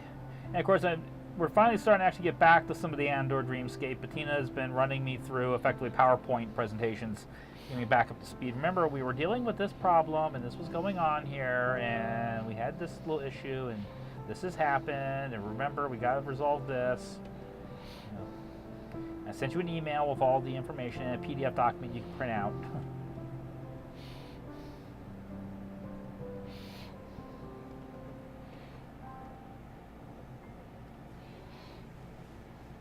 Flash of white fur and the impression that it's a rodentia, but remains hazy and unformed in spots. So Dante has Virgil and Baron has Bettina. Virgil was supposed to guide you around the sins, not headlong through with a battle cry of "I'm going under, call the Marines." Yeah. But Dina has a moral compass. Unfortunately, that moral compass quite often points to the part of the map that says, "Here be dragons." Yeah. Tommy Lee and Will still making Black looking good. Yeah. Oh, during the filming of the original Men in Black, apparently Will Smith is very fastidious in his person. He does not like being dirty. Or sticky. Yeah, and the scenes in which they get slimed, basically, the giant bug they blow up. Yeah, Tommy Lee rather, he knew this about Will. He kept saying to the director, "More slime, hit us with more slime. How many gallons of slime do you have? Twice as much." And Will's like, no, please don't do this to me. Blurt, show you did it to me. So, yeah. Yes, there are some people who are on the set are real jokers. Patrick Stewart is apparently like that. Mm-hmm. Patrick Stewart, Viggo Mortensen. Actually, most of the cast of Lord of the Rings were, shall we say, an earthy bunch. With Sir Ian McKellen merely smiling indulgently, because he thought it was funny too. But he didn't want to actually say those words, do those things. But he was having fun too. Oh yeah, I even Christopher Lee was apparently something of a practical joker. Yeah. Well, he was SOS. I mean OSS. OSS. They were the ultimate practical jokers. Oh yeah, the Killing Joke. Yeah, literally. Oh yeah, speaking of the Killing Joke, Mark Hamill, of course, Luke Skywalker. There's also the voice of the Joker in the Killing Joke. Mm-hmm. And most of the movie is a little bit, could be better. But that final scene between the Joker and Batman, that was so good. Where they sit down and actually have a heart-to-heart. Yeah. It's like, that was so good. It was good for the series. It was good for the characters, and it was brilliantly done. I have to admit, we saw the Lego Batman movie, which was actually surprisingly good. You had me at Warthog Matriarch Seneschal, the wife of the king of the A-10 planes. All right, we got that. Let's clean up that part right there. Yeah, it's a special air service. Basically, the commandos that got dropped behind enemy lines before D-Day and went around disrupting things and ensuring that Germany didn't have as many officers as they used to have. Yep. Christopher Lee was in the SAS at the time, and he saw the elephant. He did some stuff, in France in the days leading up to D-Day, that he would actually bring to the sets. It's like, "Dang it, man, don't you know that when a man is stabbed in the back, he does not cry out. He draws in his breath and he wishes he could scream, but he cannot because his body will not obey him." Sir, yes, sir. Yeah. don't look at me funny. Yeah. Christopher Lee, yes, he and J.R.R. Tolkien knew each other quite well socially. And J.R.R. Tolkien actually had Christopher Lee in mind for the role of Gandalf, in case that it ever got made into a movie. I think Ian McKellen was the right choice, but but Chris Lee, when he was offered the part of Saruman, jumped at it. It's like, oh yes, because he knew the book really well. He said, he made a point to reread Lord of the Rings at least once a year. Yes, I can do this character justice. J.R. would be proud of it. Yeah. Although, Agni, listen to some of the commentary on the director's cut DVDs where Christopher Lee and Ian McKellen are talking about their roles. A fair amount of the fight between Saruman and Gandalf, not the part obviously where people getting thrown around, they did their own fight choreography. They didn't have body doubles there. Nope. They had a chiropractor right there. Yeah. To put them back together. That bit where Saruman goes, whoa, and then Gandalf's like, whee, and he flies up into the air. That was actually Ian McKellen in a body sling, and he says, oh, that thing would just beat him up, but they did it anyway. Yeah. Because they're hardcore. They're professionals. Jack Nicholson was a good Joker. He completely stole the original Batman movie away from Michael Keaton. Where does he get those wonderful toys? Yes. Although Heath Ledger did pretty good. Heath Ledger did a fantastic Joker. Different style of Joker, but a great Joker. And a great deal of what you saw on screen, Keith Ledger just ad-libbed. Mm-hmm. He was a lot like Robin Williams in that you gave him the script, and then you stood back and watched what came out. It was not necessarily what was on the script, but whatever it was brilliant. But it wasn't so much rules as a guidelines. Yes. Oh yes, the stuff he did with Rhapsody. Christopher Lee worked with a symphonic heavy metal group called Rhapsody in Germany. Did several albums. Yeah. So like Christopher Lee says, everybody should at least once in their lives record a heavy metal album. You should try everything in life except starring in a pornographic movie, because apparently he was hired to do a bit role, just an ordinary role, nothing special about it. That he wasn't told that it would be cut into an X-rated film. He found out later. Again, his clothes were on and all that. He wasn't a performer, but but he was just a bit character, and it was a paycheck. And then he found out, like, I'm going to talk to my agent about this. Yes. Yeah. The plot bombs. Some say he was once deported from Australia following a plot bombing incident after consuming Marmite, and that he was once fired from a job after fewer than 10 days due to an artistic difference. All we know is he isn't the stick because he's BaronEngel. That's right. There you go, Larsis. You go. That's right. And let me tell you, that whole thing in Australia, if you don't plot bomb with Marmite, then I don't know it. I've had Marmite once. I understand kind of what it's supposed to be there for, but wow. Yeah. Just wow. Well, you're supposed to use just a very tiny amount of it. Tiny amount, yes. It's something you use in conjunction with other things. Right. To balance it out. A lot. Exactly. It's like jalapenos are ingredients, not a main course, unless you're my friend Chris. Yeah. Yeah. Well, is this Chris? We can give him a pound of pepper for Christmas, and he'll be happy for his mashed potatoes. Yes. Okay. Yeah. Yes. Okay, He has almost as much ground black pepper as he does potato. But he's trying to cut down on the potato. Yeah. Peter Cushing was another great fellow there. Accolades are long lasting, but porn is for life.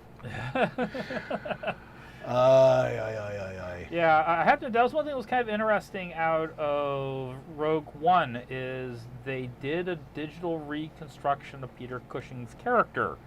We just stepped on Vegemite, not Marmite, because gold fur is from the land down under. Yeah. Yeah. Is there any, just out of curiosity, gold fur, is there a difference between the two? Oh yeah. Okay, because all I know is I have to agree with Boris. It was the saltiest thing in the world. Yep. I think that's part of its preservative properties, why it will last forever. It's kind of like Spam and Twinkies. There you go. Put Marmite on your Twinkies.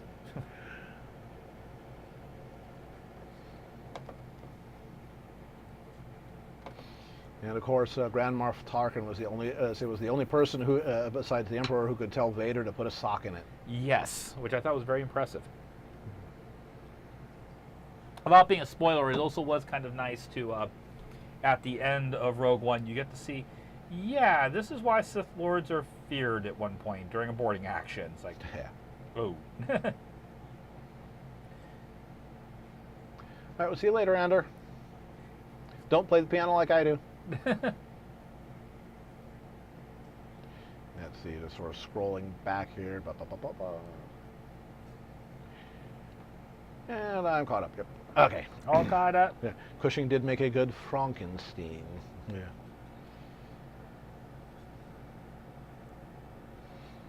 Let's see. The name is Frankenstein.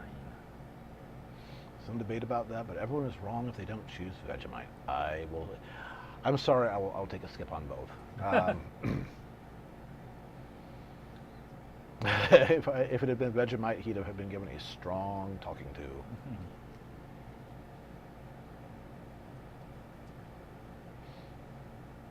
The Tarkins were one of the most powerful political dynasties in the Old Republic.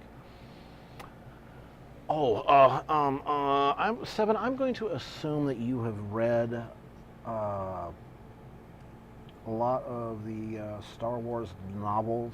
Like, what was the name of the government group that it wasn't directly affiliated with the Empire in Han Solo at Star's End? I'm trying to remember that.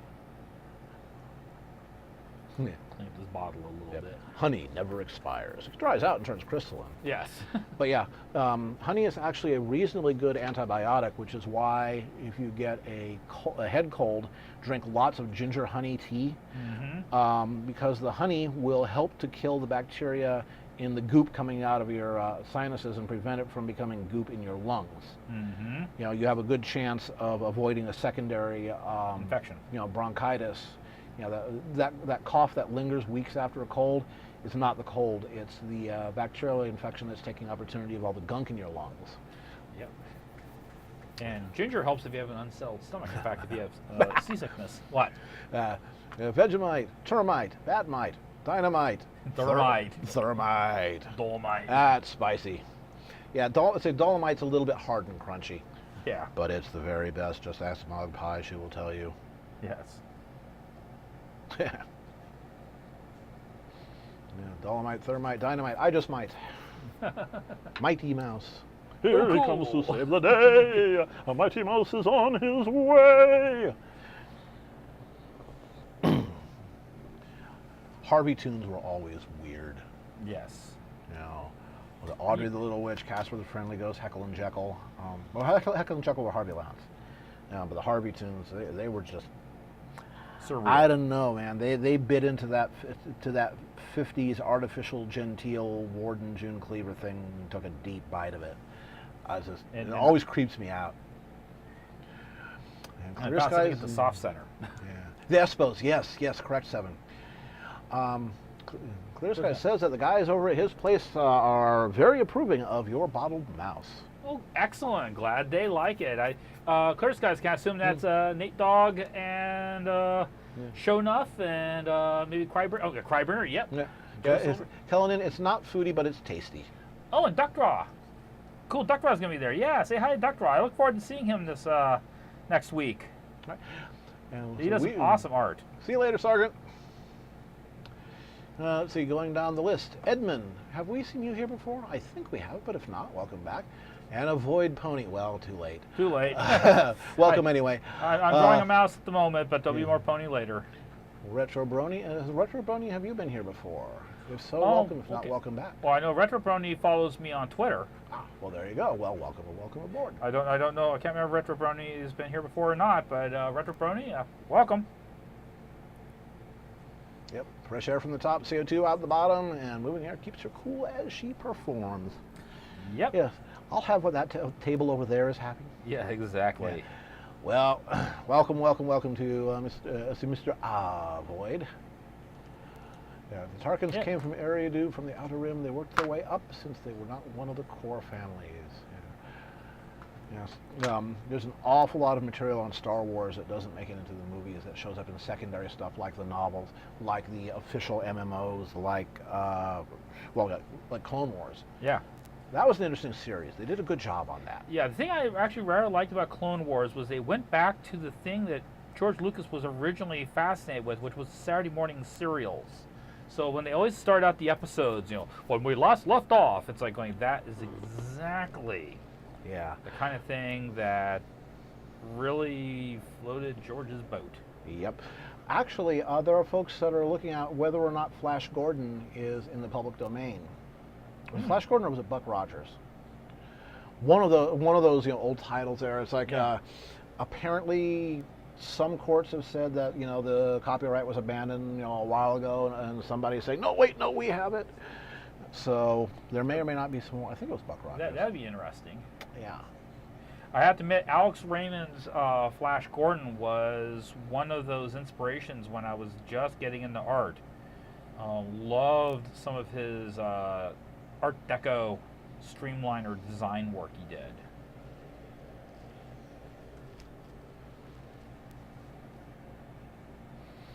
Yeah. Well, Alec may not have liked the role, but too bad. It was good.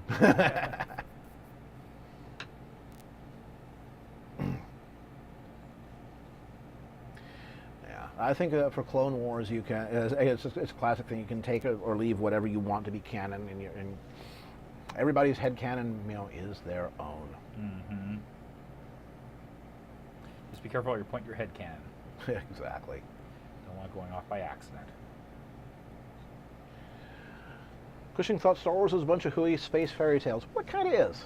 Mm-hmm. It kind of is. But the thing is that fairy tales can be serious. Yeah. A lot of fairy tales are morality plays. Yeah, well, exactly. Well, they're designed to instruct. The whole bit about Red Riding Hood and the wolf and all that is that don't go off the path. Yep. Those who have come before you have tried these things that you think are very cool, and you think that your generation thinks at first, well, we can do this and there won't be any consequences. Well, guess what? You're not as different as you think you are. Yeah. Don't step off the path. And of course, the other thing was that werewolves were sexual imagery. Yep. Which, if you have ever seen a live performance of Into the Night, which is a Stephen Sondheim play. Into the forest? Into the Woods. Into the woods. Into the Woods. Into the Woods. That werewolf costume is impressive. Yes. Yeah. I mean, apparently the very first night they had to say, make that thing smaller for next time. Everybody's staring. Yes. And the costume people are like, no. It stays large and pendulous. Yes. And it stayed large and pendulous. And flopped around. Yeah, but yeah, you could take someone off their feet with that thing. Yeah. But let's see. First saw Cushing. Was it Cushing? Was Sherlock? Lucas originally wanted Peter Cushing to play General Kenobi when it was still called Starkiller. Yeah. Cushing did make him pretty good. I remember Cushing initially from all the Hammer Crummy Mummy movies in the 1970s and 60s. Yeah, Max, that's the thing about puppet kings and power behind the throne. Each one always thinks that they're the boss and that they are the puppet master. It's often debatable, and it sometimes changes from day to day. Or region to region. Ari, there were supposed to. The original Star Wars idea was a trilogy of trilogies, 9 movies. I don't know about 9 books, but but originally it's going to be 9, and Disney's doing that. Mm-hmm. Yeah. I have to admit, I have a pity whoever is going to have to play the part of a young Han Solo, because Harrison Ford put his stamp over that character. Oh, absolutely. That's going to be big shoes to fill. Yeah. Yep, Sakana Chal, in the Into the Woods. Oh yes. Like I said, Bad Dragon would use up all of their silicone. So, I mean, after all, you have to be able to see it from the back row. That's right. Yeah. Peter Cushing had a standing stipulation that he was allowed to wear bedroom slippers and not wear those damn boots. Yeah. At least I imagine in any scene in which you couldn't see his feet. Yeah. Yeah. What you think about, you can't see his feet very often, actually. Yep. Yeah. Yeah. Well, Lucas sort of lost his mind later on. Again, just sort of crawled up his own tailpipe and decided that that was the place to be, and lost his way. I would take anything he says nowadays with a lump of salt. Yeah. Yeah. In any event, it's not his anymore. Nope. He took his $4 billion buyout, so he can just enjoy his money and shut the F up. Yeah. He's hardly hurting for cash. Yeah, he's been paid. So, and I think Disney will be a good caretaker. They care about it. Mm-hmm. Well, nothing else. It's in their best interest. They paid a lot of money for that. They want to get their return on it. Hey, I think I see somebody else new. Regal the Changeling. Have you been here before? If not, welcome. If so, welcome back. The guy drawing, my name's BaronEngel, and the guy over there manning the keyboard, that is Cairdwin. Yep. I play keyboards. All kinds of keyboards. I'm so clever. All right. Harrison Ford was always of the opinion that Han Solo should be a tragic character in the classic sense and should come to a bad end. Yep. We'll see. Oh, there was a photograph that was taken by Vanity Fair magazine on the set of The Last Jedi. You know, it's just against the backdrop, and it's Mark Hamill as Luke Skywalker and Carrie Fisher, obviously before she passed, you know, with that brother-sister hug, and it is such a wonderful photograph. Mm-hmm. You know, go ahead and look it up. You know, like it's like Vanity Fair, you know, Princess Leia, Luke Skywalker photo, and it's just once in a while you get a photograph that is just really, really strong. You know, it's just, it made an impression. And I'm pretty hard to impress with regard to photography. Right, and Eric is correct. It's about time for us to do our hourly duty as part of our sponsorship. We do have a duty to do. He said duty. Yeah. Okay. So like, there's totally this art store, you know, and it's called out here. Okay. Come on, dude, let's get it. I'll get it right. Yeah. You fart knocker. Okay, so we want to say thank you to University Art. University Art sponsors Baron, providing him with all kinds of nice, tasty, delicious art supplies, etc., so that he can make art for you guys. University Art is a high-end art supply and framing store. Museum quality framing. You know, they've done Picassos, they've done Rembrandts. They did this picture behind here. Yeah, they did. They've done Nobel Prize awards. They are where you go if you are serious about your framing lasting 100 years. I won't have my stuff done anywhere else. They also have art instruction and workshops, manufacturer demonstrations, etc., which Baron was part of recently, because he does things with Prismacolor pencils that not even the guys that make them knew you could do. So they have stores in Redwood City, San Jose, and Sacramento, California. If you need high-end art supplies or instruction, etc., or get some of Baron's artwork framed up, yeah, totally recommend them. Thanks, guys, for supporting Baron. It matters. Hi, Mike, if you're lurking. Hello, yeah, and they sometimes lurk here, so I have to say very nice things, but I mean them. Yeah. Yeah.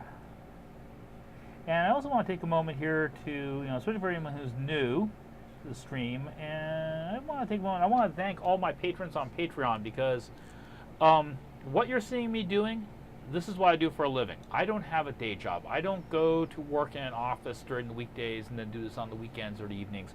When I get up in the morning, I go down the hall, I get dressed, I have my breakfast, and then I go to work in the studio.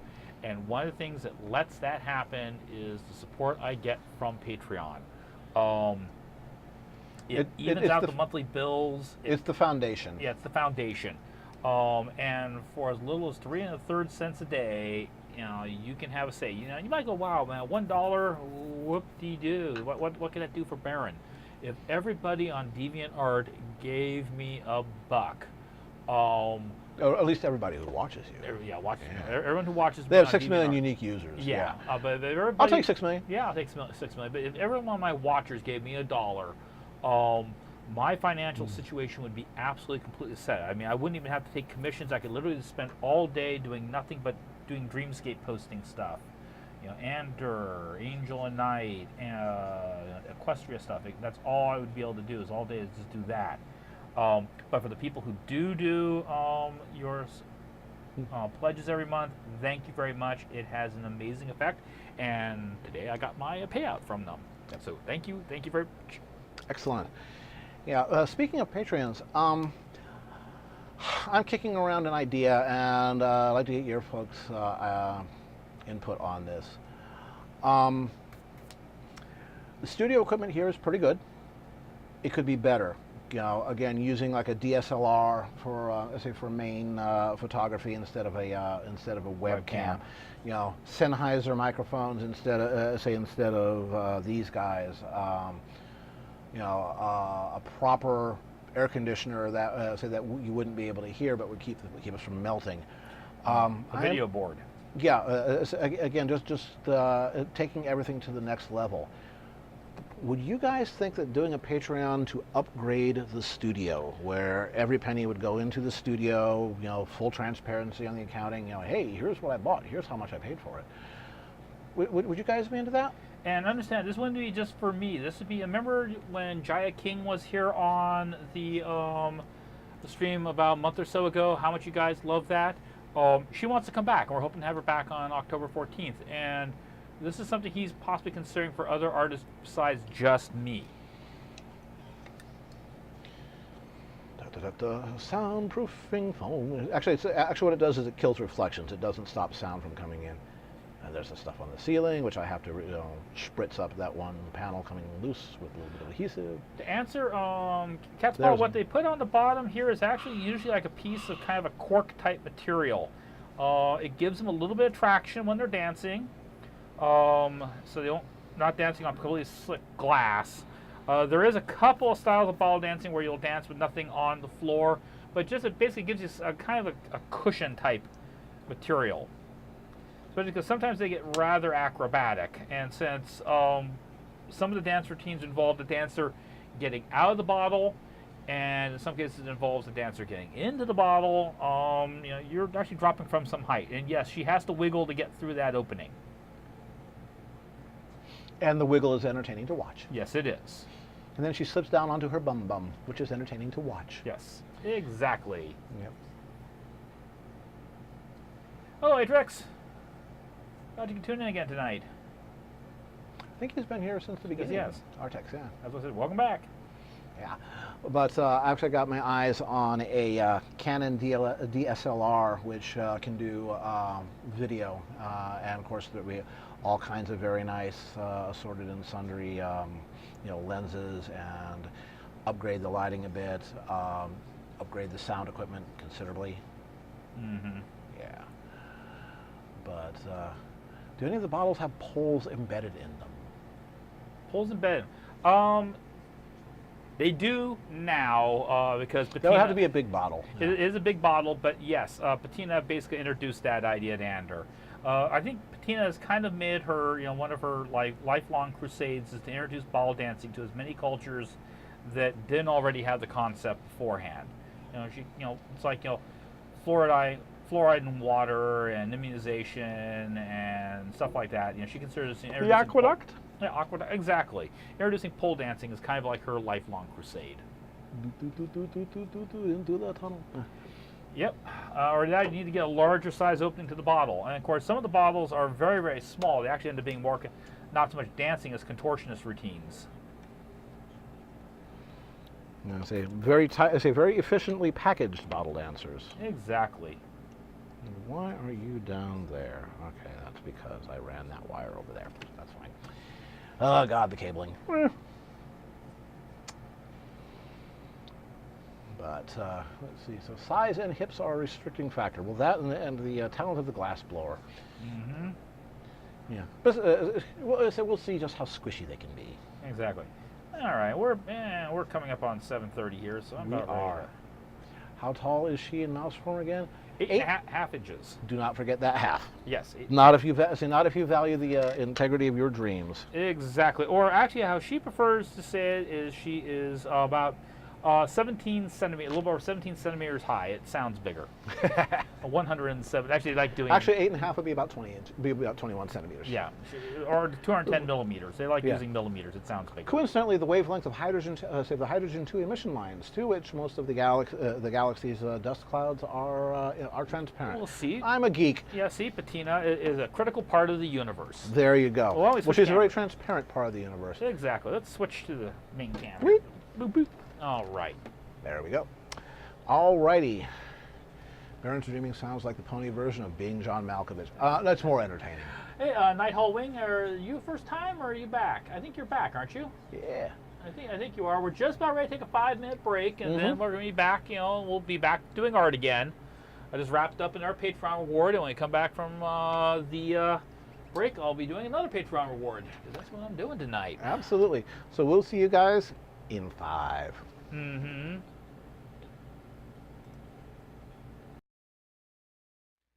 Okay, and Max, you have a great evening. Thanks for tuning in. All right, catch you later, Max. So we are back. Yes, we are. 1 more hour, actually 2 more hours. 2 more hours. Stuff. Stuff, that's right. First off is going to be We're gonna be working on because I know he usually has to clear out before the stream is over, and I want him to be able to see that I'm working on it. And I'm gonna be working on Rebel Squirrels Patreon reward. That's right. Well, that's right. I don't have this turned on. Yeah. I will do. Click. Okay. Bar cam. Okay. There we go. Alrighty. Yep. There you go. There you are, Rebel. There. Right. There, Rebel Squirrel. So. Weep. Yes, do we? Knife point and egads. That's why I got it down here, actually. I already pulled the reference. I feel stupid. All right, why don't we switch to a regular cam here? Yeah, we did. We already have done that? Okay. I am so ahead of that. All right. So, like I say, I haven't drawn this character before. I've drawn one of his characters already, Diana, but I hadn't drawn this new one. Because suddenly I am totally brain farting. No, we're not looking at her. We are going back to there we are. Yep. Now we are looking at Sandra is her name. And we're going to be doing a picture of Sandra and Diana. And while you are looking that up, I will go back and I will see if there are some new people. All I think right. Sky Fox has been here before, and Skull Panda, I think you've been here before. Great name, by the way. Love it. Let's see, anybody else here? Daylight. Hello, Daylight. Yes. And anybody else that is new? That looks about right. Okay, well, to folks who are new to the stream, welcome. To folks who are not so new, welcome back. Thanks for tuning in and making this your entertainment every Saturday night. Yeah. That guy over there. There we go. That's Baron. Yeah. And I am Caradwin. Baron draws, and I prattle and mash things with hammers Right. and do this. So, like I said, I've never drawn this character before, so before I start on it tonight, I did some quick studies of Sandra here. I just want to get a general feel for her build and everything like that, what the character was like. And once again, talking about, compositions that I can do quickly, I went ahead with, and before I streamed tonight, I went in and did several possible ideas on how... Right. Sorry you have to go, Rebel. Apparently. Okay. Go. Yeah. Well, I want to let you know that working on your Patreon reward. Basically, different ways you can go about telling a story through composition. You can have different ways that you can have the characters interacting with each other. And I'm thinking actually of the two. I like number 2 down here. I think it's kind of nice. It's got a nice candid feel. So that's going to be what we're going to be going for direction-wise. Very natural, Yeah, very natural. Like I say, someone just snapped a picture. Let's see, whoop. Ominous sound. D is an In a ominous world. key. A little bit more. Just to get a...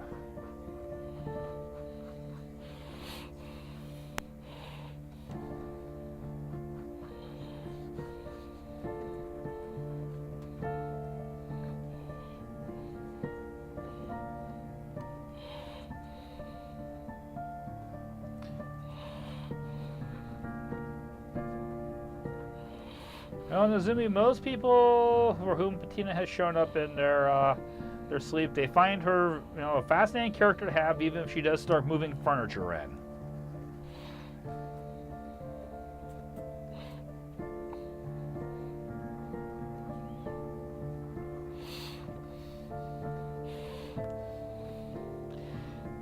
Now, Diana is significantly larger than Sandra, so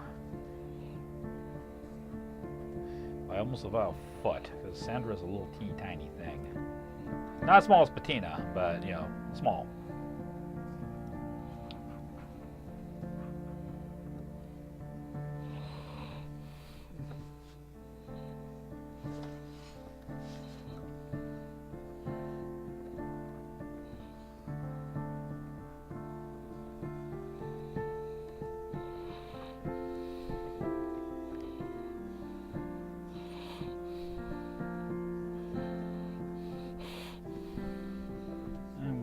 That Sandra is being taught is how to be a proper archer, which, of course, just kind of made me happy as a clam. And, of course, the idea for doing this picture was inspired by the Equestria Girls Applejack archer picture.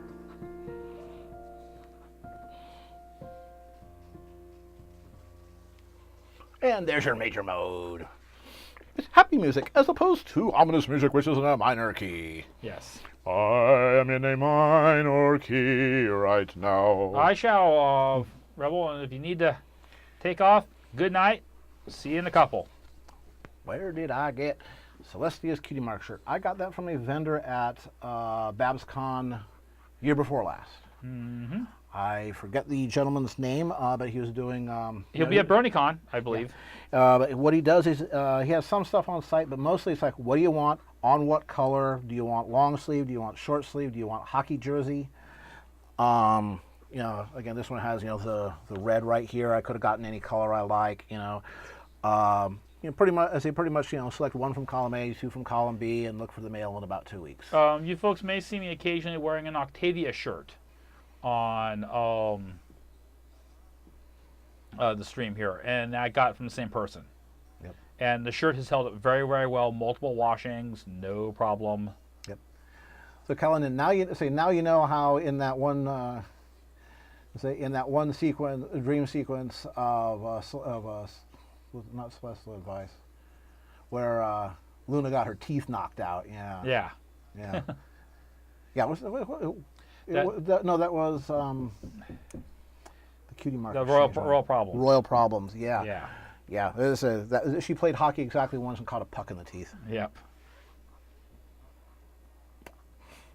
So, it's not canon, but it should be, because after all, My Little Pony is made in Canada. Exactly.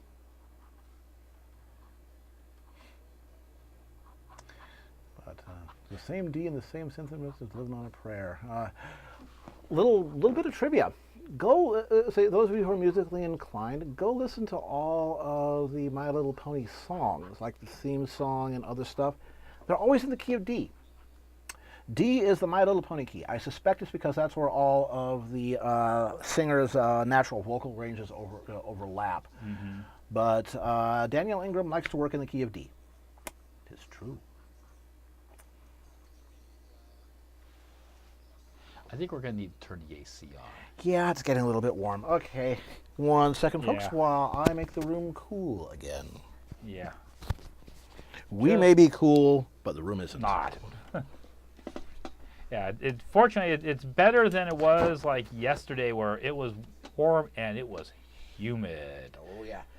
That, we actually had some rain come through here, which is unusual for this time of year for us. uh-huh.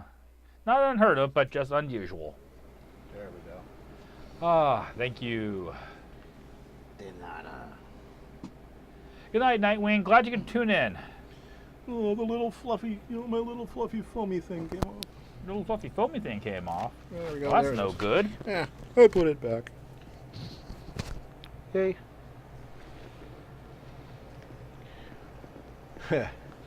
Don't let the new Lunar Republican fanboys catch me wearing that shirt. Bring it!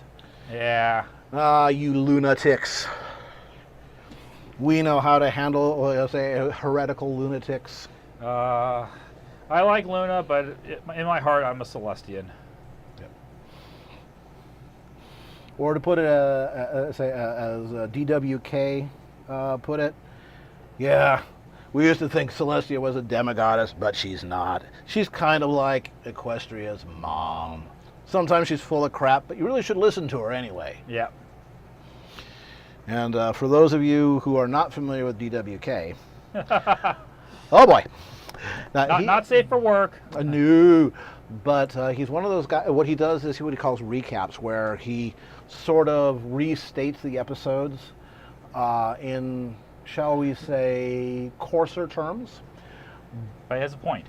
But he will then wrap everything up with an observation that or two that a lot of folks may have missed, or we're looking at a way to put it in words. And he all of a sudden turns massively eloquent, and he's very insightful. He does not want to be called a reviewer. He does not want to be called an analyst. He does recaps, totally legit recaps. but as he definitely is top-rated stuff. Yeah. Speaking of folks who make top-rated stuff, Exactly. We've got someone here we want to show off something we have amazing. a ninja. We have a ninja. So let us introduce you just a moment to Ninja. Yeah, so for some of you people who are new, you may recognize this face, you may not recognize this face, but come on in. All right.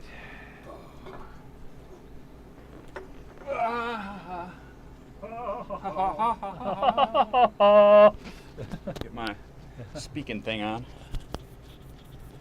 All right.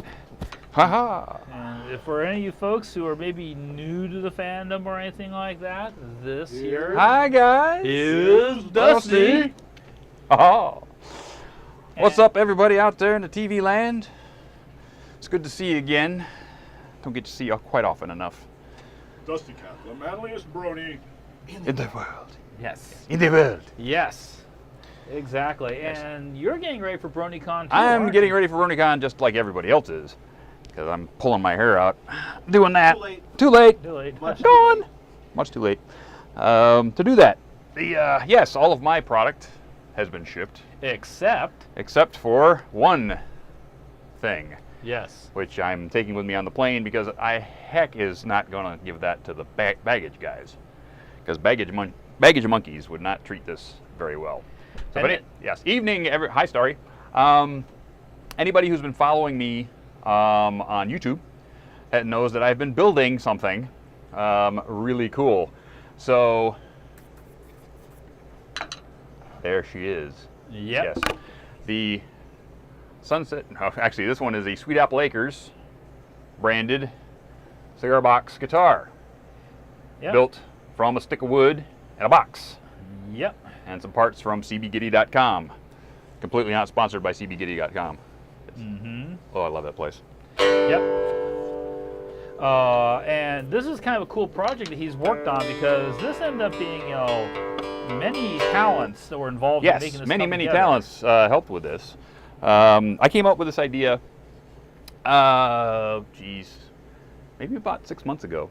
And thought to myself, cigar box guitars are cool. What would happen if you put like a fruit advertisement on the front of these? Because back in the 30s, 40s, 50s, they used to ship fruit in crates, and they would have stickers on the side of it. Just a real quick thing for you. Lars is saying mandatory staff meeting for all charity staff at some point will probably be at the Pratt Street Alley Ale House. Okay, There. well, he can tell me about that later. I'm busy right now. I know, but he asked that long, so I just want to let you know. There you go. I've done my public service. Did my Yeah, PSA. so I came up with this concept for the sticker, and I went to my good friend, Mr. Engel. I said, hey, you think you could draw this for me? He said, yeah, for a price, sure, I'll pay that. And we got the art done, and then I went to my good friend Dave, Cat's Paw, downstairs, and he did all of the putting the letters into happy places, and made it look really nice. And I sent all of that with the lid off to My Little Ties, Igor, in New York, who laser etched it and sent it back to me while I was building the rest of this. So this is basically a stick of red oak with a white oak fretboard. I did all the fretwork myself, installed the frets, leveled the frets, all that stuff, put in the side markers and the dots, all that stuff. Yeah. So it does have a sound hole of Applejack punched out with some support on it, some screen. It's got a pickup in it, and this baby will be for sale. And folks, Bronycon. and really, like, as Lars has said, it sounds like an excellent guitar. This is a real guitar. This isn't a toy. This isn't a gimmick. This isn't, just, something you're going to buy and then put on a shelf. You can actually go and play this thing every day. Well, you can play the other ones too. Yeah. I mean, they're more of the cigar box. I mean, the lunchbox ones were a bit of a, they were cool. Everybody thinks they're toys. They're kind of toys, but they're still guitars, and you can still play them. You jammed on one night. You can jam on them. This is an actual, built from scratch guitar. So let's plug it in here and give you guys some. Yeah. Give some cool tunes. Put some drive into it. Oop. Get my pick.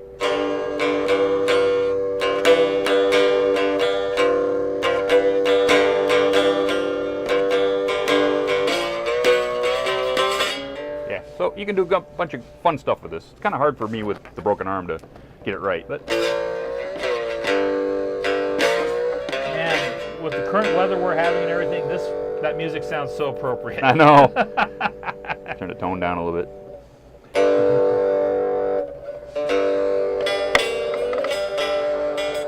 Kalen's asking what length that is. This is 25.5-inch scale.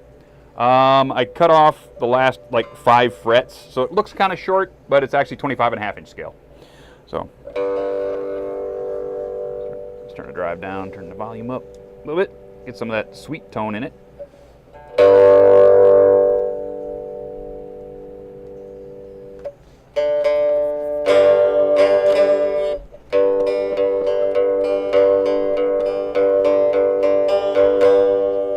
I'm still learning how to play these things. It's open G tuning on this one. It's G, D, G. So it's basically open chord, so you can basically strum it if you wanted to. And come up with slides, things like that. You can play different notes if you can find them. There is a scale out there for playing 3-string guitar in this style. It's the first time I've ever fretted a guitar, so it was lots of fun to figure that out. And it's just a really cool little piece. If you want it, it will be at Bronycon for sale. What table? 323. I will be with the Silver Slinger, which is going to be his very last convention whatsoever. So if you want Silver Slinger merch and Buy directly. or directly without having to buy it from an Etsy store, show up at 323. You can get stuff from me. You can get stuff from Silver Slinger. But this is going to be his last one. He's doing some wonderful pieces for the charity auction. I mean, to the point where he had to ask the charity department, which I'm part of, exactly how much he could write off on his taxes. Yeah. Because it's going to be up there. It's like, oh, what are you using, diamonds? I don't know. Maybe we'll find out. He hasn't shown anybody what he's doing yet. Yeah, so. now you're going to be involved with the charity auction. Yes, I am on staff this year as charity auctioneer. So I will be there as charity auctioneer. Me and Full Papers together, again, will be doing it together. So it's going to be fun. Love working with a Fold Master. All that kind of stuff. Now at my table, you're going to be able to get the overhaul plush. I've got pins, I've got buttons, I've got new button designs, I've got autograph art, I've got 2 or 3 new autograph pieces of art will be there. Again, the guitars, Twilight Sparkle Secret Chippick folder cards I will have, and a couple of things from my collection that I will be getting rid of. So some vinyl scratch stuff and things that I have got doubles of will be coming that I'm going to sell. So if you guys want to see me, say hello, buy a guitar, or a print, or a button, or a plush, or anything, come see me at table 323. I think people want some more. Here's my excellent bluesy sound. I gotta figure out a chord. Let's see. Eh. Eh. Eh. Jesus done that Chicago. Yeah. What's the tuning on that again? Open G, so it's G, D, G. Yes. Okay, and that is, if you got 2 on the line, you'll get a C. Yeah, but which 2? The two up, so fret on the second fret on the middle one only.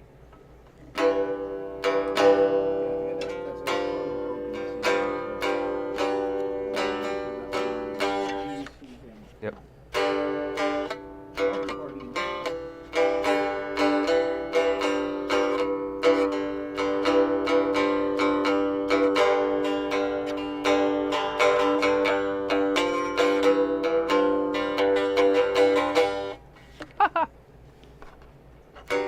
They're lots of fun. I mean, I can feel my family tree turn Yes. into a bush right out now. Run! I hear banjos. So what's going on out there, everybody? Yes, please. Hey, Kara, do you know Foggy Mountain Breakdown? or Dusty if he can manage it. I have no idea what that song is. It's a very active banjo piece. Oh, is it? No. I can barely play this thing.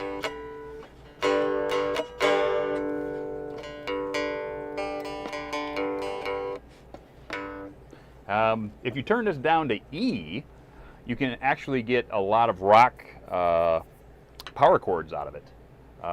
You can actually play like a lot of AC/DC 3-string style. If you turn this down to E, B, E, which would be an open E chord.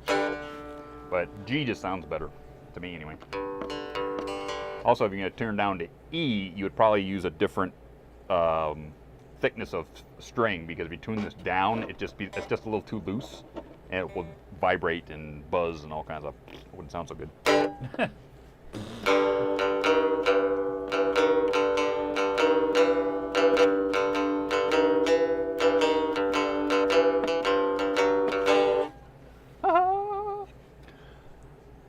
Yeah, she is quite the flautist. She, if anybody has actually heard Ashley's new solo album, lots of flute on that.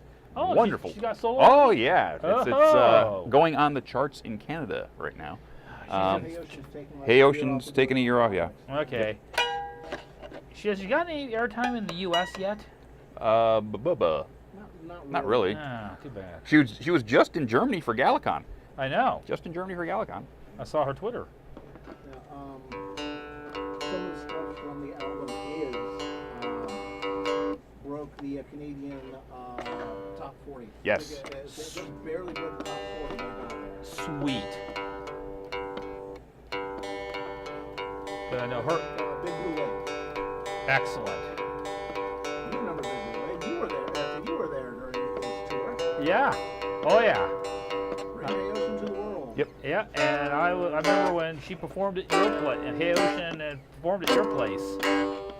And that was so cool because that was right before Smudge and I got married. And you didn't tell anyone until Nope. after. Gone. Oh, by the way, we're married. Yeah. I think they eloped. Yeah, my sister, one of my sisters ends up tuning at some point, watching one of these streams. Too bad.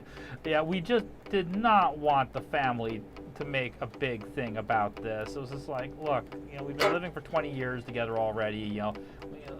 The mysteries are gone. We just want to make it legal so we can claim it on our taxes. There you go. I know that may sound terribly unromantic. Unromantic. But that's the truth of the matter. But after you've been living with someone for 20 some odd years, Yeah. you've seen all their warts. It's got to be around there somewhere. Keep searching. Keep searching. That's how people learn to play guitar, people. You just keep searching for it. So. Those are trying to make a map so you can remember how to get back there again. All right. The next time I make one of these, I'm going to be rounding this corner.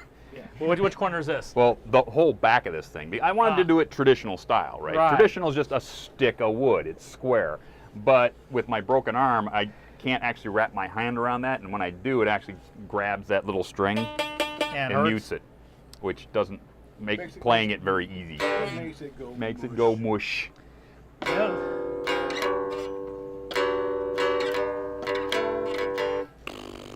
I stink. So you're gonna be selling that thing at Yes, this will be for Bronycon. sale. What's gonna be what are you asking for that baby? I've talked to some people about this and what I've put into it, and this is going to be for $600.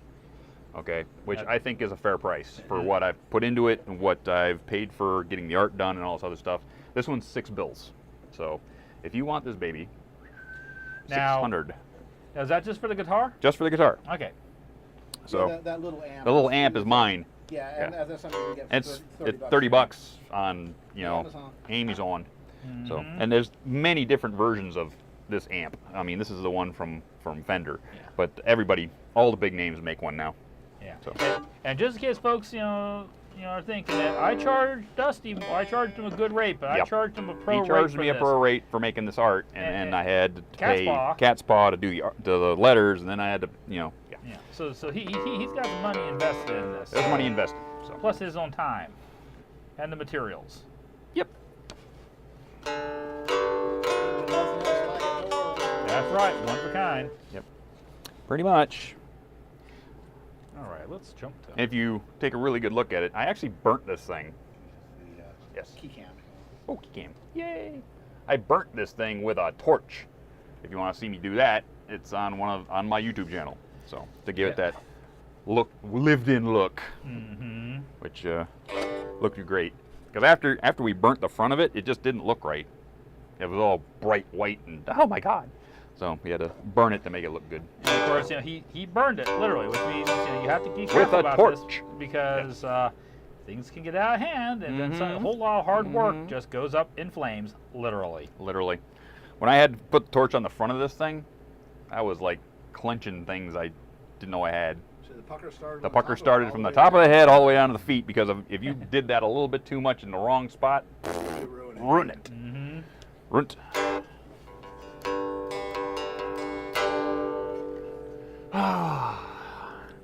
So what are we drawing there, Baron? I'm doing a Patreon reward for, he's actually had to tune out for the evening, but this is two of his characters, Diana and Sandra.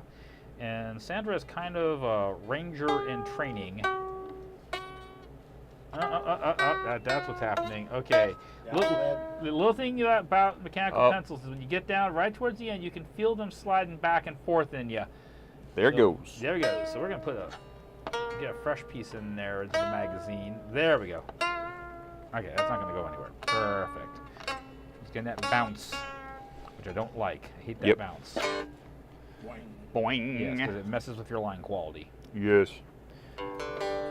So anybody any questions for me while I'm here? I mean, I'll spend another 5 minutes and then I'll get out of the seat so you can get Karen back. Ew. Ew. Just wanted to show off what's going on. How sturdy is that guitar? Could you paddle someone with it? I could crack somebody over the head with this. Yeah. Yeah, it's pretty stout. So.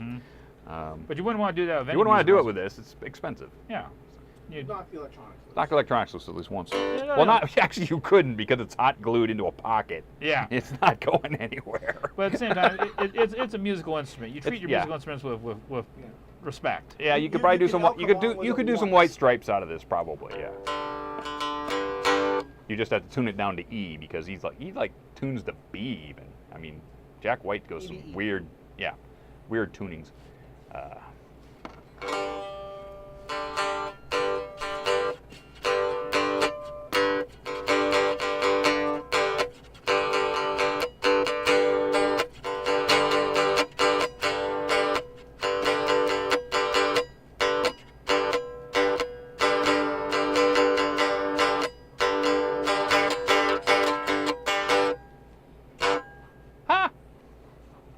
Power chording.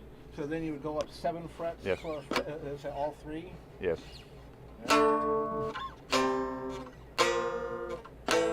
Hey there, nothing impossible. We got Dusty, the manliest brony here in and he's showing off a really cool cigar box guitar that he's built. He's going to have at Bronycon. Yes. It was a project that he worked on, I worked on, Cat's Paw, And the moderator. This My is Little Ties and everybody. yeah, this is a team effort to make something Team effort. totally awesome.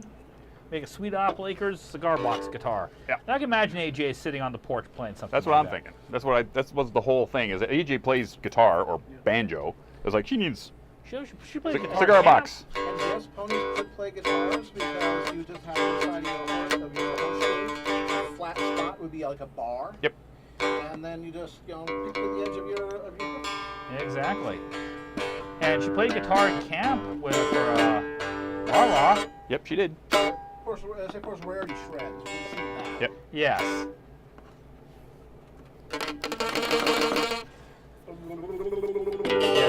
Rarity's secret, second life as some heavy metal lead guitarist for some thrash metal group.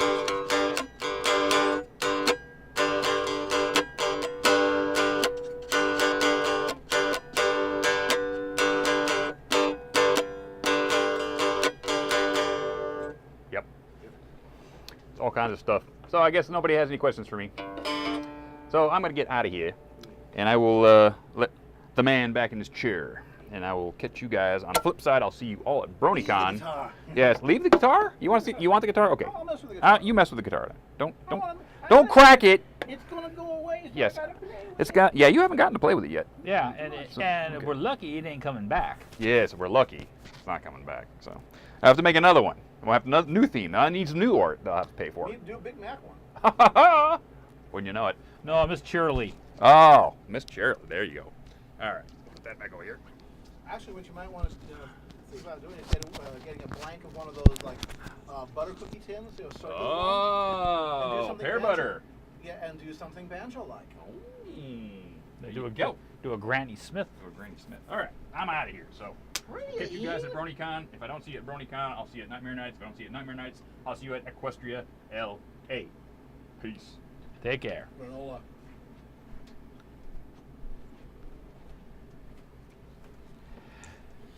Oi, oi, oi, oi. Oi. Boy.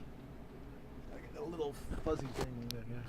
Fuzzy thing. The little windsock for the windsock.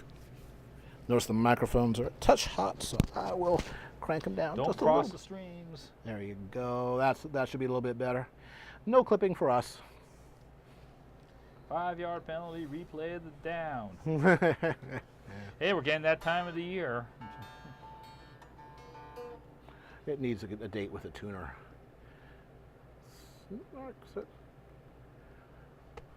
The tuner, whose battery is dead.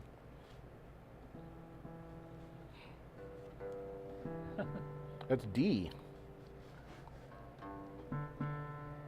Yep, I haven't put the heartwood and sapwood in yet, but yeah, this is a proper, this is basically like the longbow I had in college that one of my archery instructors actually made me. He carved it when he was at Columbia University, and it was a 60-pound Mary Rose replica, more or less, and I shot that until it had a catastrophic failure, which is actually one of the things that ruined my back.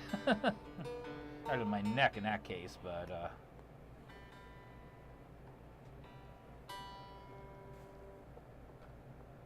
Aha. The bridge is moving around. oh man, that would do it. Sonny, I'm sorry to hear that. We've been having some pretty humid weather around here. It hasn't been cooling down much at night, and you run the fans, and well, at least it's moving warm, humid air. I am sorry to hear that. That totally sucks.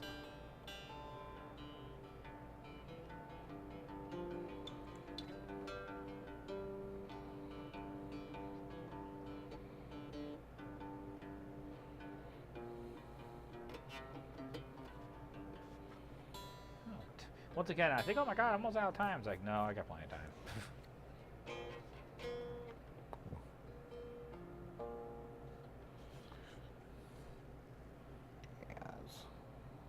That needs a touch of hot glue or something, but let's see. Yeah, We've already done our sponsorship for the, we have. we have.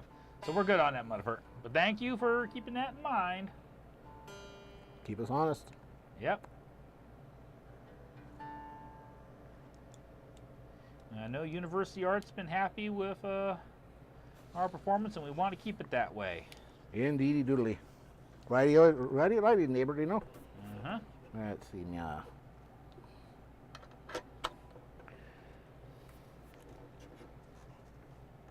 Oh, which since September's coming up, I need to contact Mike Tobin at Sanford and talk to them a little bit more. Okay, Sam, you have a great evening. Thanks for dropping by. Have a great dinner. What are you going to be having for dinner? Are you going out with Chipotle Coyote? Very banjo-ish. There we go. There's my G.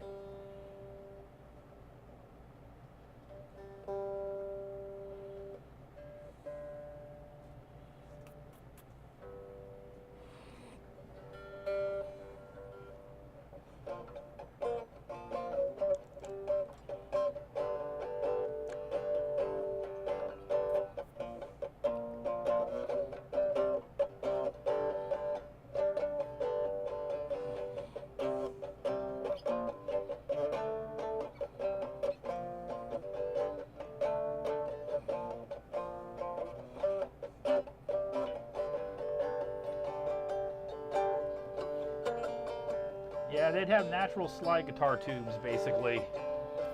Indeedy.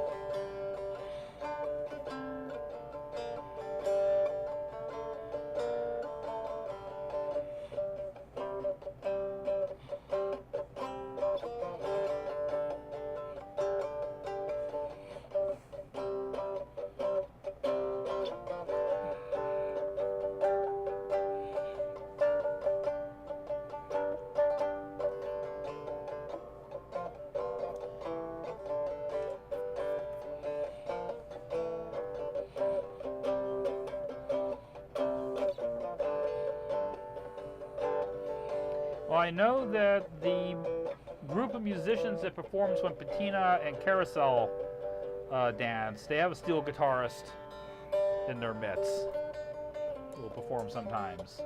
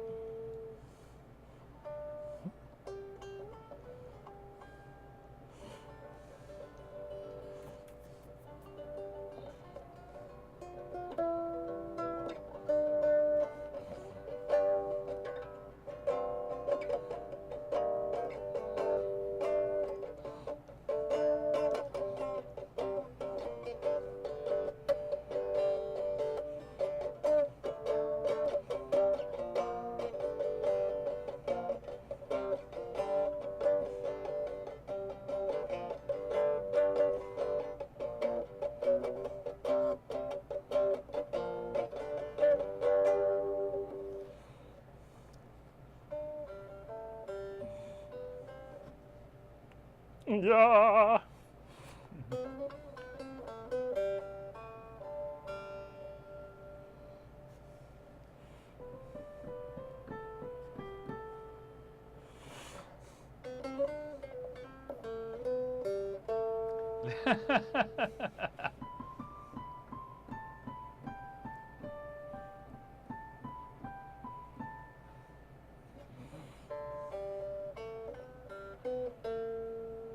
I feel like we need a bottle of moonshine. Yeah. Banjo battle usually involves hitting each other over the head with said banjo.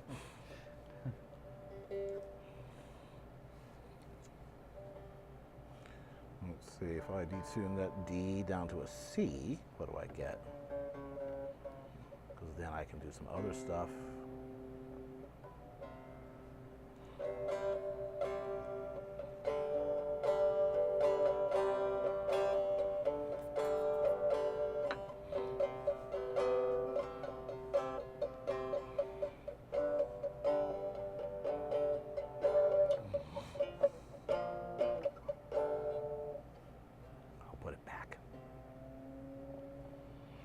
Maybe I'll stop. Maybe I will stick to the instrument that I actually know vaguely how to play.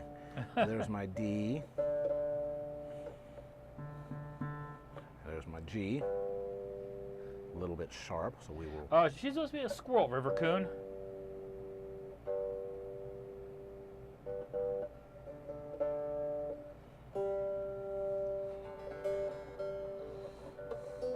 She's a squirrel, and Diana here is a fox.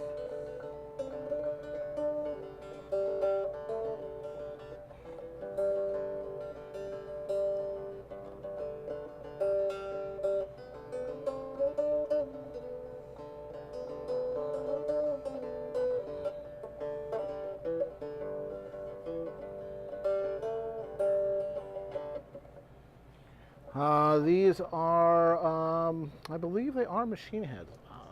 Why not take a look and see? There we go.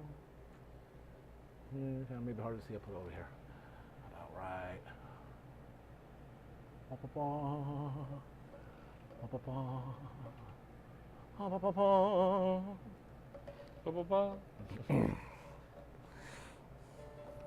Well, I got me a mean little pony, and she kicks me all the time.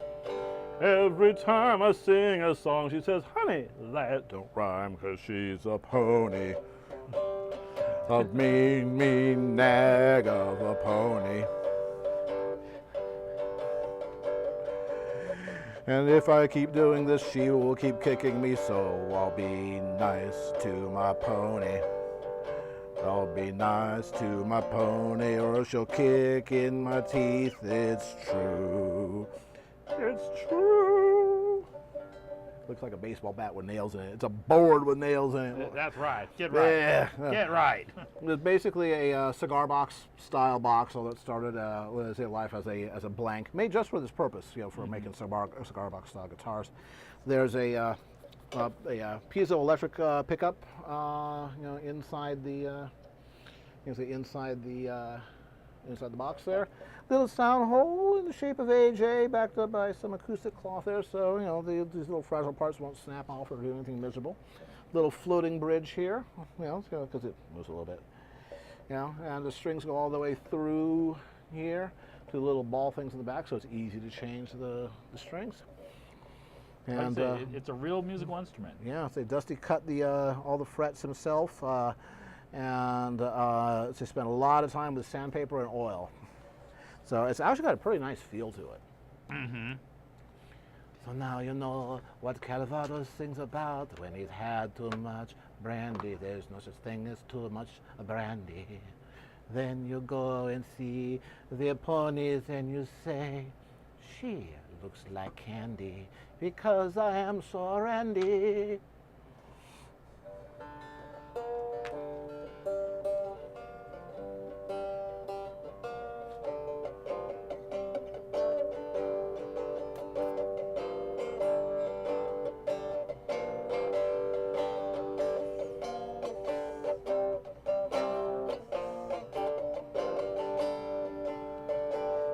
Thanks for dropping by. Glad you could join us again. More crunch, more crunch. See you in a couple weeks. There you go.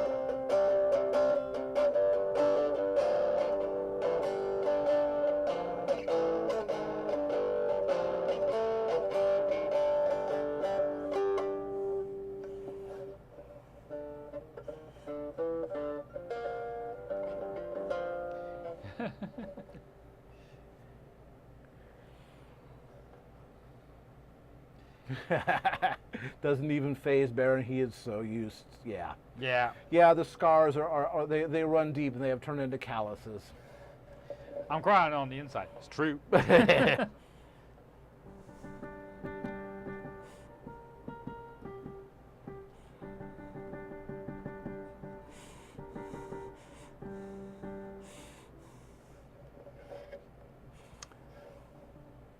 Anyway, let's turn this down and then off because I do indeed, despite popular opinion, have a sense of mercy.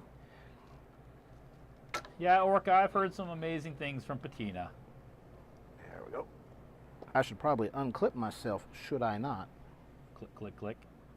Unclip there. Oh, there. I'll get this back to its mommy. That would be Dusty. We can do that on the next break, which will be coming up in a little while. I just don't want to have it where I could maybe busticate it. Oh, that's not a good idea. You hear that whole bit about digging the Alcabong thing? Yeah, what happened? Yeah. And he's sweating bullets over that. He's going to carry that by hand on the flight. He's taking no chances with that thing. Yeah, he's got a good 20, 30 hours into it. At least. I mean, I had 2+ hours into the illustration for that. Cat's Paw had at least an hour into that thing. Come back here, my mouse. Come back. Come back. Don't click on anything like that. Anything is there. You know how these mice can get. Yes, I do.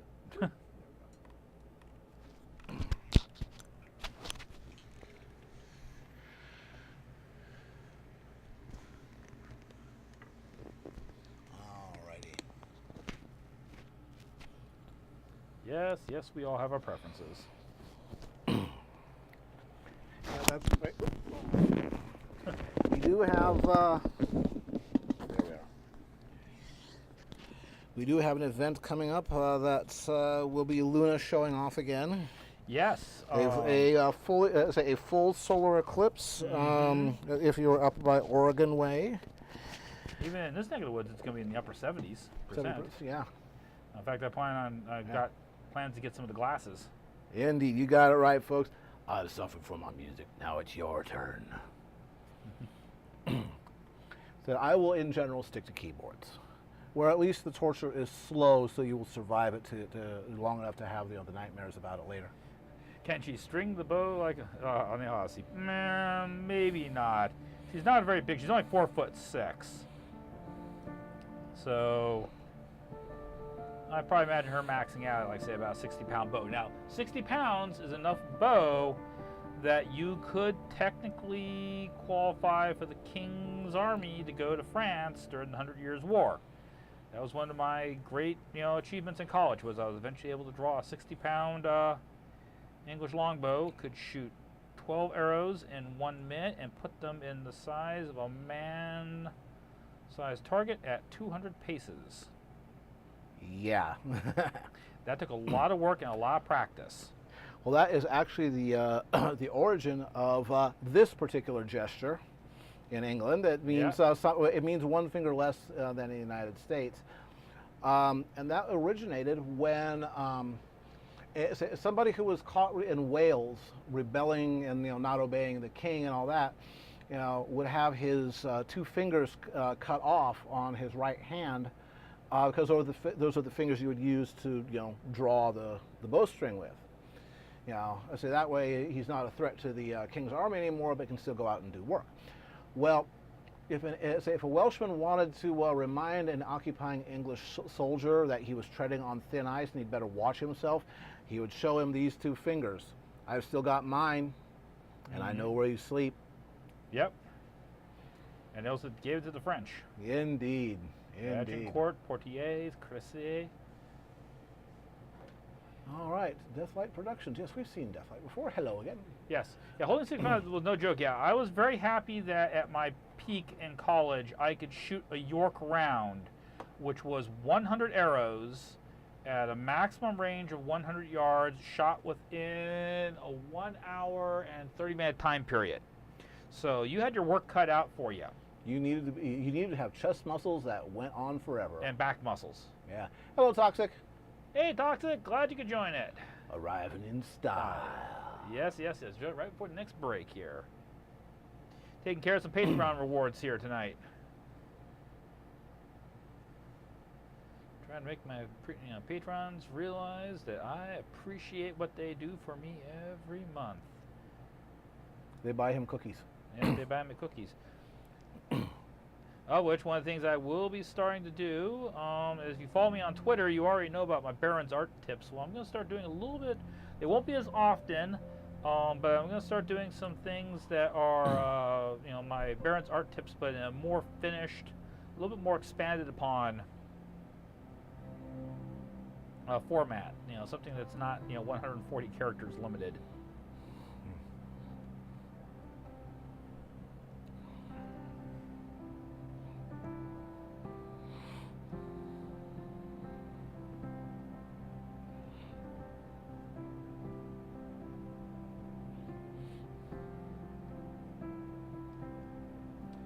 Yeah, I'm trying to get some. I'm not going to get it all done. I'm going to have to do some when I get back.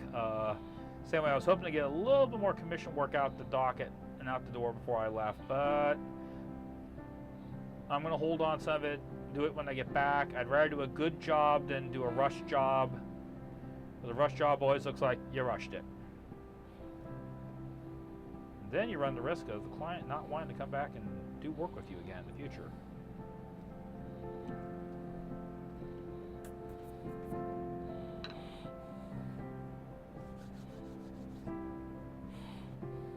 Yeah, it was since it was a revolutionary, it revolutionized some things, but at the same time, it was basically kind of a dead end for them. I'd actually argue in some ways that the Turkish or Asiatic recurve bow was actually a more influential bow, because it actually influenced more of the world than the English longbow did. Well, the big thing with the English longbow is not so much military. Although, you know, it did a yeoman's job. It's what it represented Yes, politically. the peasants could kill armored knights with impunity. Well, more importantly, the English archers, English archers weren't just peasants; they were actual professionals. Yeah, the whole concept of the populace as a highly skilled militia, as opposed to the populace as something that needed to be kept down by the regular army, kind of an unusual idea. Part of the whole English common law. Right. You know, again, you were not only encouraged to practice archery, you were required. Yeah. You went on Sundays. You went to church, and then you had to fire. What was it, 100 arrows or something like that? Every Sunday. It was your duty. You did your duty to the Lord, then you did your duty to your king. Well, okay, here's how I'm going to put my predictions for Bronycon. Tuesday, I fly out at 6:45 a.m. I hope my flight leaves on time, unlike last year.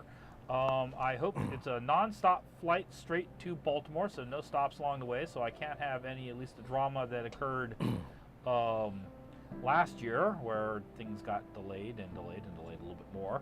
For that, at least. Robert's coming in at like about 3 o'clock in the afternoon back there, and Robert's picking me up, and I'm going to spend the next couple of days before the con actually, you know, getting kind of familiar with that neck of the woods and everything back there. I mean, I've gone back east for a couple of conventions, but I flew back, I spent all my time at the hotel, and then I flew home. Well, gee, that really like a chance to get a flavor for the area and everything. So, we got some possible plans. We might do Annapolis. We might do, might drive down to Gettysburg. Got to see how things play out, how the weather works and everything. As far as the convention goes, I am cautiously optimistic. My prints have arrived back there, and only had 3 of them get dinged up in transit. Yay! Even though I think for next year I might have come even more rugged. Well, what you need is like a very light wooden box. Shipping system. Yeah. To get that back there. Yeah, or maybe even more like an aluminum case of some sort. I did a couple things, and I took some shortcuts, and I didn't ship it the way I would have shipped one of my original piece of artwork. Next year, I just have to ship it like I do when I ship my artwork. Plain and simple. That's it. I mean, the guy at the FedEx Kinko's actually did help me out, you know, getting things organized and straight and pointed in the right direction. So, you know, he did his part. But I'm hoping that sales will be cautiously good. I'm hoping to have a good time.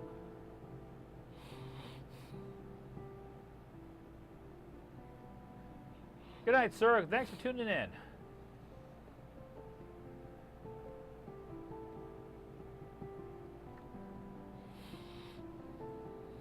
What time is it? Oh, it's almost time to basically switch to the next break. So let me just finish up singing a couple here really quick here.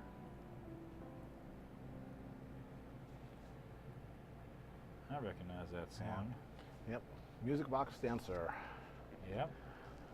Which someone should do an animation of Twilarina on that one, yeah. I would so totally buy one of those music boxes in a freaking heartbeat. Yes, she was adorable. Yeah.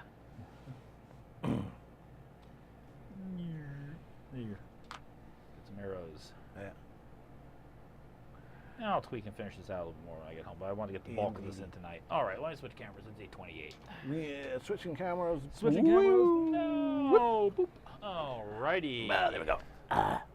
Okay. Alrighty, folks. Yeah, we are As just Cat's about Paw says.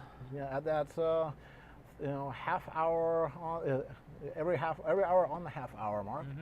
So that means we're going to take a 5-minute break, and we will see you folks. Go be biological. Go stretch. Yes. Fill up your drink, and we'll catch you In a bit. in 5.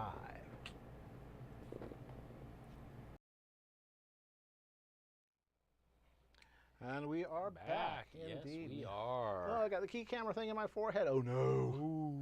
I think I will make that go away by. Dink. Yeah, and so the air conditioner's back too. Yes. Bang! There we go. Hey. Alrighty, ladles and gentle spoons.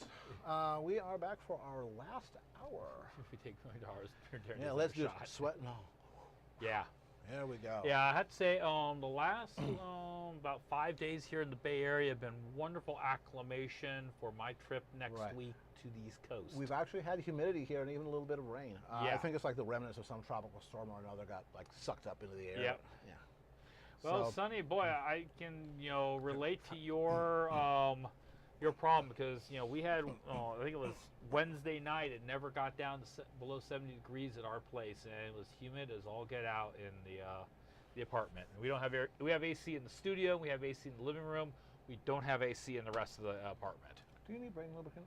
I am going to pass on that. I've already had 2 screwdrivers. Okay, just how about straight up OJ with some I'll ice? just go some straight OJ though. That I can go for. Alrighty. So let's go ahead and switch over. Yep. Wait. I'm gonna set the glass right here on the keyboard. There we go. Alrighty, I promise not to shoot you. switching glasses. Well, I said very carefully so I didn't spill Yeah. anything on your.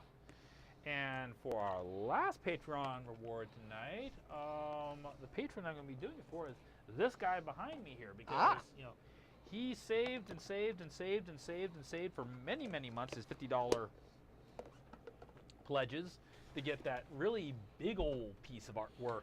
Yeah, Volume is low. It does seem kind of quiet. Now volume. Well, we will fix that. Went low, Slide. turned There's your speakers. volume. Okay, how's that sounded? I Sounded got better? your volume for you right here, buddy. Yeah, no central air here, Ari. We have a little AC unit here in the studio. Now, of course, There you go, Baron. thank you. Vitamin C helps fight scurvy. Yep. Yeah, you scurvy knave. And I got my bottle of root It's a beer. round sound. Root beer. Okay, I have one of those with dinner. Alrighty. Yeah. So this is a character that I usually have as my dungeon master NPC embedded in the party in the last D&D game that I ran. All right. His name is Silverbrand, and he is a wolf. Arctic wolf. Yeah, Arctic wolf. Who was? If you've ever seen the movie Conan, the Barbarian, you know how Conan was captured by raiders early on and put to hard labor. Well, Silverbrand has a similar story, except he ended up chained to an oar, and he ended up hooked up with the party when the ship that he was a galley slave on fought the ship that the players were on, and both ships ended up sinking because of the damage, and they were all washed up on the shore together, and Silverbrand ended up being the party NPC. As I said, big, strong white wolf, very friendly. Definitely not alpha. No, not at all. And a battle singer, very skaldic. One of those guys that sings to his ancestors at night, and ended up picking up a little bit of shamanistic.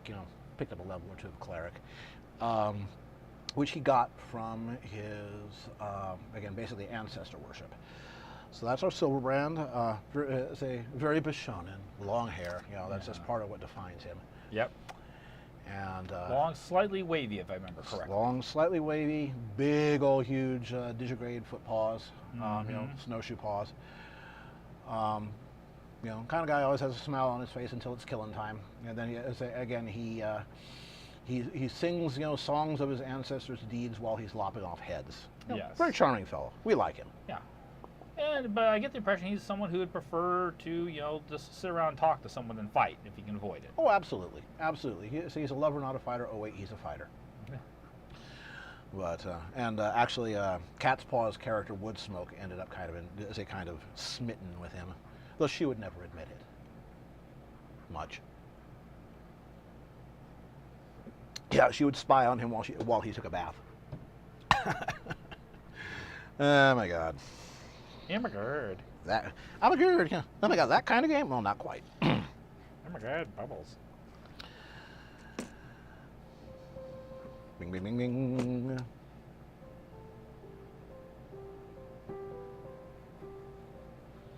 Dynamic range compression, high pass filtering. Well, this box will do that, but I'm not skilled at that. So maybe if we can kidnap Larsus or something one of these days. Yeah. Yeah, actually we're getting into the yellow there, so I'm going to back off a little bit because I bet you the mics are a little bit hot. There we go. Now I've got nice equipment, I just don't have the skill to use it. And that's one of the things. I've got all this amazing equipment, no clue how to milk it to its maximum potential. Yo ho, a pirate's life for me. We pillage and plunder and loot and hijack. Bring up me parties, yo ho.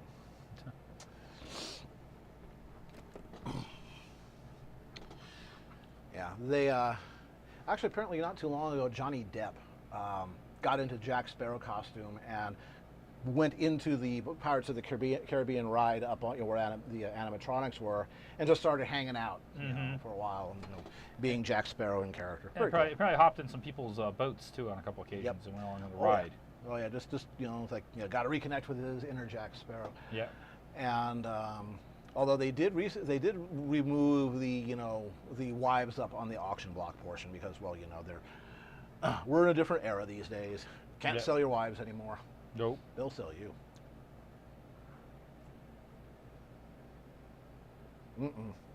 Toxic's at it again. So, top 5 episodes of the MLP series. Mending Fences. That's absolutely my number 1. I would have to say A Perfect Pair. I know a lot of folks have not seen that yet, but that would be It's that good. Yes. Definitely. Hearth Swarming Tale. Mm-hmm. Let's see. I liked Ponyville Confidential a lot because I thought it was a good growth piece for both Scootaloo and Rainbow Dash. Yeah, let's see. Just going back over my list mentally. My list of my top 10 would include a lot of the season opener and closers, mostly because I like, particularly the closers, because I like the musical episodes. Mm-hmm. What do we do with the drunken sailor early in the morning? That's Captain Jack. Yeah. As I missed the past couple of Pirates of the Caribbean movies, so I did not catch his promotion.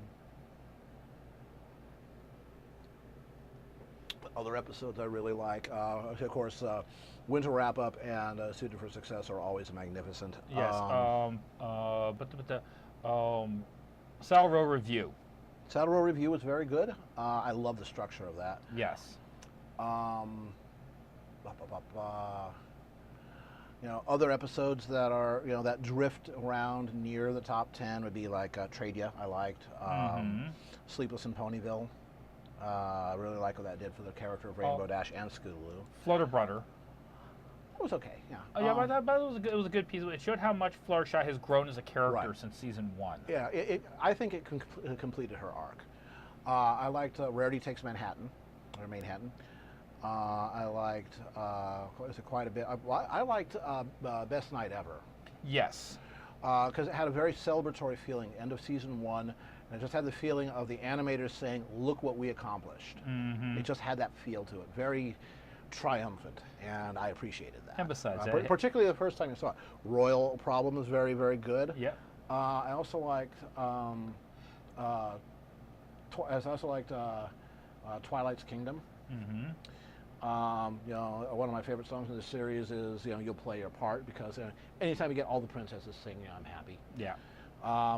What I liked best about Magical Mystery Cure is it was the first time that Celestia sang. Yeah. And I had wanted that for so long. I was like, God, give it to her, let her make her sing. I bet you Nicole Oliver can sing. Well, yes, she can. Yes, and besides that, I had something stuck in my eye at the end of the song. I don't know what it was. My eye was having all kinds of problems. Yeah. Slice of Life was great deal. It was great fun. It was, but I'm not putting it in the top 10. Which isn't necessarily a combination. There's been 160 something of these things made. Right. Actually, let's see. What is 5 times 28 is 140 plus 13 is 153 plus we're halfway through 166. Yeah. We have had 166 so far. We will have 179 by the end of the season, and by the end of season 8, we will have broken 200. Wow. Yeah. When are we going to do for episode 200? Yeah. I have it. I did, just because it was so wonderful. Send out. I did like Stranger Than Fanfic. That was another sort of gift to the fandom. Well, episode 100 was a love letter to the fandom, and Stranger Than Fanfic was, we need to get some things off our chest. Yeah, that's the thing about is that Mitch M.A. Larson, who wrote episode 100, Slice of Life, initially didn't want to do it. Mm-hmm. You know, for a variety of reasons, but they said, you know, we're going to do this, you know, and Mitch said, okay, if we're going to do it, we're going to, you know, crank it to 11. Mm-hmm. You know, you do not do something like this except over the top, and he did, and he went and did his research of all the Fanish tropes, and you know, you saw what we got. Yeah, and besides the fact, it did a lot to redeem. I don't care if they call her Muffins, her name's Derpy. Yeah, exactly. Well, what else would you call her? Well, the way I see it is maybe Muffins is her real like birth name, but it's like my wife's real birth name is Christina, but everyone calls her Smudge. So I thought that was a very, very good episode. I also like Testing 1 2 3. That was a fun episode, but it was not what I would call impactful. The ones I tend to like, again, musicals, and ones that again complete character arcs that build the world, and the ones that have great character moments. Well, for me, it gave me some insight to Rainbow Dash's thought process, for lack of a better word. You know, she's not stupid. She's just mentally lazy, and she definitely views the world from a slightly different.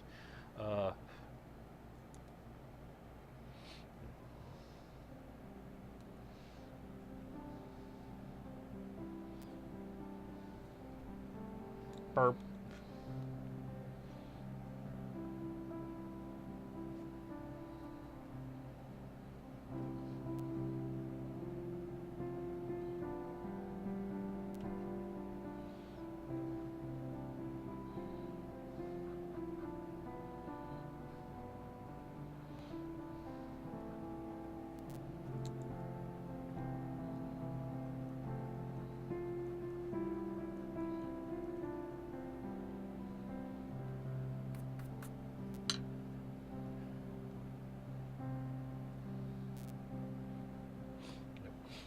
Now, let's see. As far as Fanish stuff is concerned, I still think that Picture Perfect Pony was one of the best things that came out of the fandom. You know, even more than Children of the Night, even more than Snowflake or Snowdrop. I'm sorry, Snowdrop.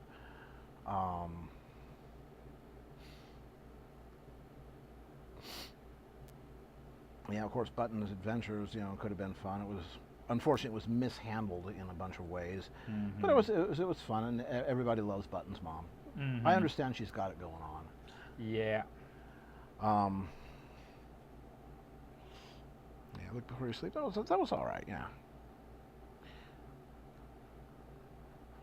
And now Toxic, being Toxic, would like to know exactly 2 movies you're looking forward to, this fall and winter. Besides the obvious? Yes, besides the obvious. So we'll skip the obvious. Yeah, which I'll get to see on my birthday. I really don't know. Again, I have not been following movies that closely lately. I don't go to the theater these days because I get too overwhelmed by the desire to insert other people's cell phones into various assorted orifices. Now, for me, it's just a matter of I don't want to pay $11, $12 to go see a movie and then have to sit through 45 minutes of commercials before I get a chance to watch the movie. So almost everything now we just simply rent it at home on Netflix or the iTunes store or something like that. And besides that way, if anyone needs to take a biological break, we can just pause the film. Snowflake. Yeah. Now, I still say that Tyler his nickname is Snowflake IRL, and that he's got that just nailed. Yes. Of course, his lady friend Miriam does Mod Pie perfect. Yes. I mean, spotless perfect, both in cosplay and staying in character. Being able to. Didn't she sit down and play like an hour or so of like Cards Against Humanity or Ponanity and stayed in Mod? Yes, she did. And never once. Never once broke character, even though you could tell she wanted to. Yes. Yeah. movies. Again, I just don't have an answer. I want to see Dunkirk. Yeah, that's already out. That doesn't, I guess, count. Yeah, and I still need to see Rogue One. So. Mm-hmm. And I recommend it. As long as you just take it for what it's going to be. I guess I am kind of curious about the next Thor movie. I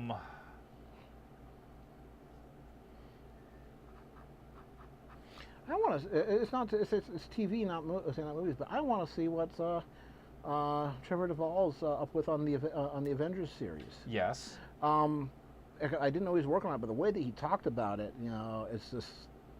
Now I'm curious. Yep. Because he's apparently having the time of his life writing for it, and is saying this is going to be awesome. It's like, okay, I believe you. I want to see this. Yeah. See you later, 7. Thanks for dropping by. I mean, I will admit, series I have been watching recently, I've been enjoying immensely. In fact, I'm tempted to do some fan art. I've been loving Little Witch Academia a lot.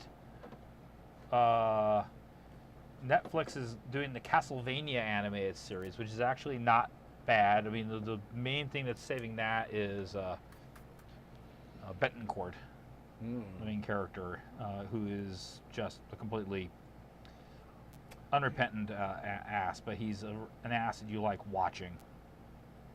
So, turning it around the other way, Toxic would like to know what the very best experience you ever had in a movie theater. I know my moment. I know what my moment is. The movie. Go ahead. I'm going to guess it's maybe the same movie. Aliens? No. For me, it was Star Wars. Going and seeing that movie, my sisters got to see it first. I was competing at the national model competition in Riverside the year that came out, and we came back and they were all talking about it, and my dad talked to some of his co-workers and said, "Oh yeah, it's an amazing movie. The opening scene's great. Get your kid up in the front of the theater." Yeah. So my dad got tickets, and we got seats up in the very front of the theater. Not the very first row, but we were pretty close to it. And the first time that blockade runner goes tearing overhead, and then that Imperial Star Destroyer goes over you and goes over you and keeps going. Yeah, at that moment, and you know that you're in for something truly special. That's when I got. Looking back on hindsight, I didn't realize it at the time, but going back on hindsight, that's what got me into wanting to do concept design. Yeah. That was the movie that got me going. I would love to be able to create stuff like this. Yeah, whatever else you can say about Star Wars, its design language is about as iconic and unique as you're going to find. Yep. Now, for me, my best movie moment was in Aliens when Ripley shows up with the loader. Oh. Get away from her, you bitch. Yeah. Everyone in the theater just jumped up and was like, yeah, kick her ass, yeah. And it was because it was such a good action movie, and you really are rooting for for Newt and Ripley. Yep. And it was very, very tense, very strong, and then all of a sudden, the most awesome, the most awesome spaceship crew, worker, in the history of anything, she was epic in that, and everybody just jumped to their feet and was just cheering. Well, also because it was a whole thing. You thought they escaped the reactor going off. It was her and Hicks and I forget what the android's name was. They make it back. Bishop? Yeah, Bishop, yeah. Make it back to the ship. So, okay, fine, it's all over then. No, wait. The Bishop ends up getting 2 pieces. Yep. Yep. And it's like, this can't end like this. No, it's not going to end like this. Yeah. Now, it was both Alien and Aliens, were 2 very different genres. One was horror, one was action. But they were both the absolute epitome of their genres. And if any of you folks are my Patreon pledgers, you know that I've been working on some alien stuff over there. That is a bit different. It was from a one-shot dream that happened one night when Bettina and I were getting ready to go someplace, and she had found something in my subconscious and was watching it on a monitor. And really, we never actually ended up doing what we were supposed to be doing that night. We just ended up sitting around in basically the staging area. Yeah. And that was, see, of course, trying to think of in books. There's a series of books that I'm very fond of, the Vlad Taltosh books by Stephen Bruce, also called the Jareg books. Steampunk fantasy. A point of view character is a smart mouth assassin in a very Machiavellian world, in which humans are the underclass. They're a conquered race, et cetera, et cetera. The Dragarans, who lived for 3,000 years, et cetera, and have 17 great houses that are constantly at each other's throats. Very Venice. Yeah, very Venetian, and it's basically elves turn on their heads. Or Stephen Bruce puts it, write about what you think is cool. He didn't think knights in armor were cool. He thought that rapiers and cloaks and daggers and stilettos were cool. So that's what he wrote about. And it's like 17 books in this series right now. It's going to go to 20. But there was a moment where I take them as audiobooks now because the reader, Bernard Sotero Clark, is excellent. Oh, he's so good. And there was a moment that had been hinted at since book 9 that finally happened in book 14. I was driving in the car and the thing, happened, and I was going, yes, yes, yes, in my car, and making people look at me really, really funny because I was at a stoplight at the time. Some weirdo going, yes, yes, at last. You go, Teldra, you go. And sorry. But once in a while you get one of those that you can't keep still. Yeah, I'm glad you think she makes a good Ripley. I'm going to be doing some more postings when I come back from Bronycon. Just haven't had the time, scheduling.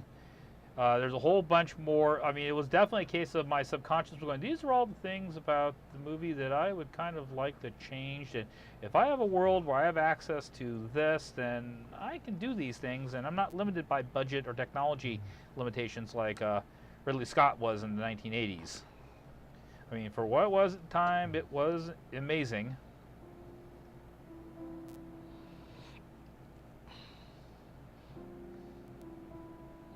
I remember seeing it in college.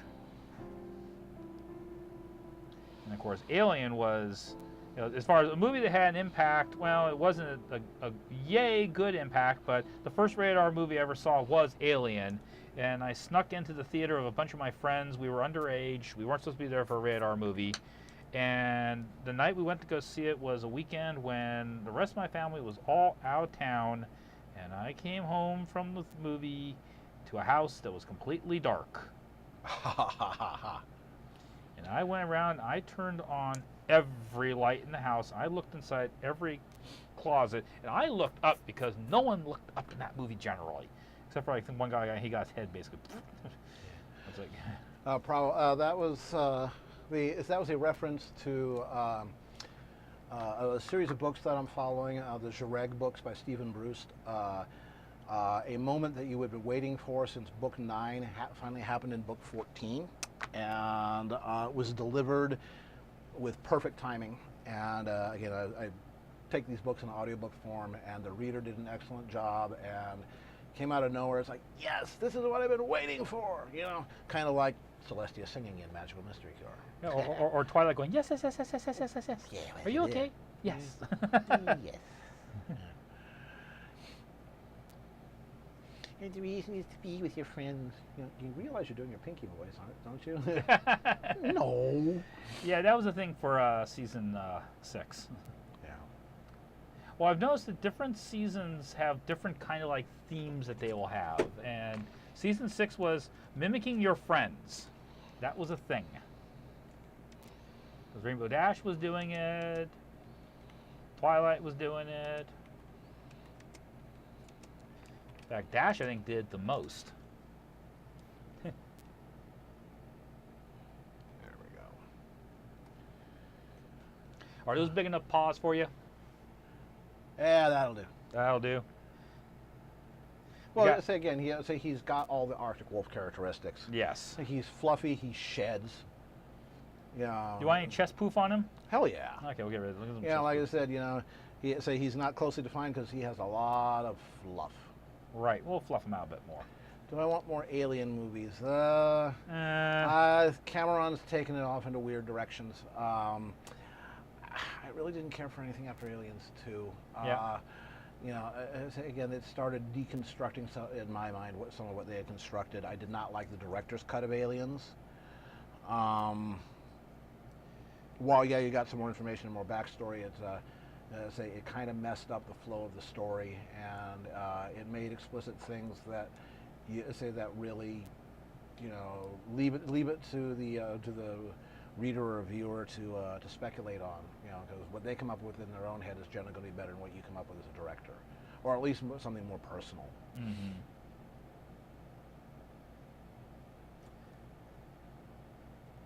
Yeah, Venezuela is undergoing absolutely explosive inflation. It's over 1,000%. Yeah. Yeah. It's hard. Yeah. Bravo says he has to guess that Rainbow Dash could imitate even Princess Celestia's hair. I would love to see her try. Oh, that would be great. So, Rainbow Dash, I hear you're quite a mimic. Could you mimic, I don't know, my sister maybe? Yeah. I think I pulled something. Yeah.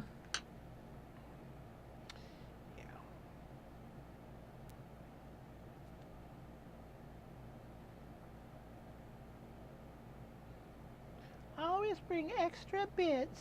Yes. The Griffins are sure to. Oh, yeah. Because Griffins are grubby, money-grubbing little weenies. Unrelated, he's packing some heat there.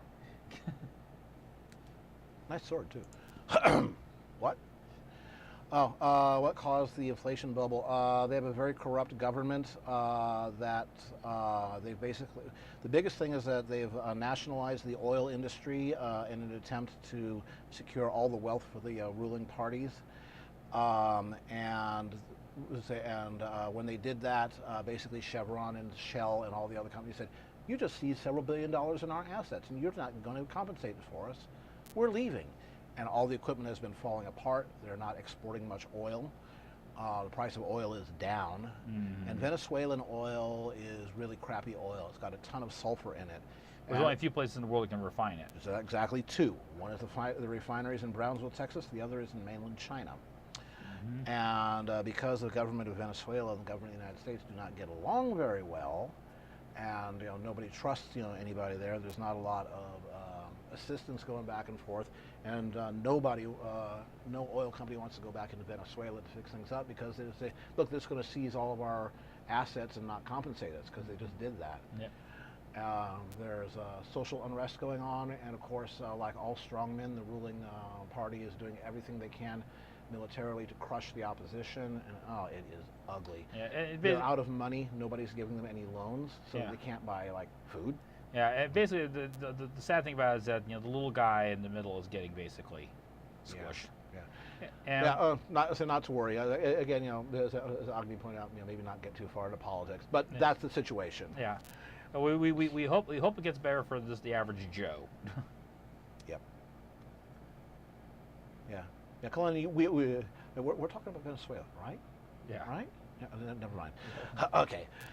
Yeah. Well, so Sakana says that what bugged Sakana most about the aliens cuts was that the robot sentries are mentioned as being recovered from the crashed dropship, but the setup and testing was cut out. Not that they ever greased any aliens anyway. Well, yeah. Actually, you kind of see in Aliens the director's cut. The smart gun did take out a bunch, but Yeah. there are a bunch where I don't know where all those aliens were coming from. Well, part of the question was how many people were on the actual colony that could have been, hosts that didn't just get flat out killed. Yeah. Setup and testing of robot sentries. There you are. Yes. Please step out into the open. Yes. Because this is a triumph.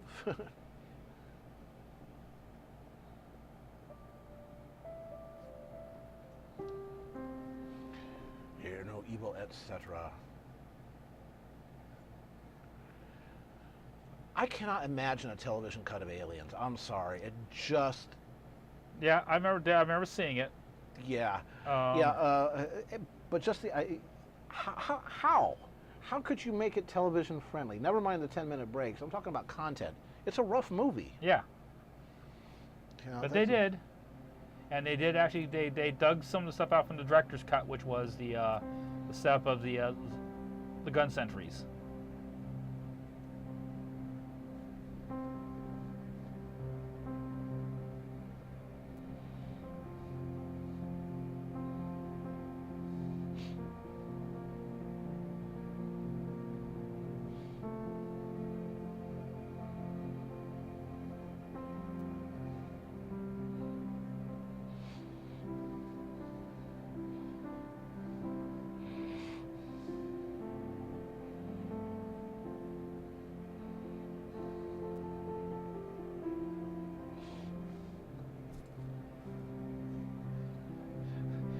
Nazumi wants to let you know that your wolf is yummy. He is. See, he is so. He is a Mary Sue. He is again. He's an NPC, which means that it's a non-player character. It's not his job to lead the party or have ideas. He is there to, you know, once in a while help steer things, etc. But also as a sort of as a safety valve. Mm-hmm. When the party does something really stupid. Yeah, which means you can't have a strong personality as the party NPC. It's not about him. It's about the players. He is very much in a supportive role, and so we gave him a personality, and such. And what the heck, you know, furries with long hair is kind of a thing for me. So sure, why not? Why the hell not?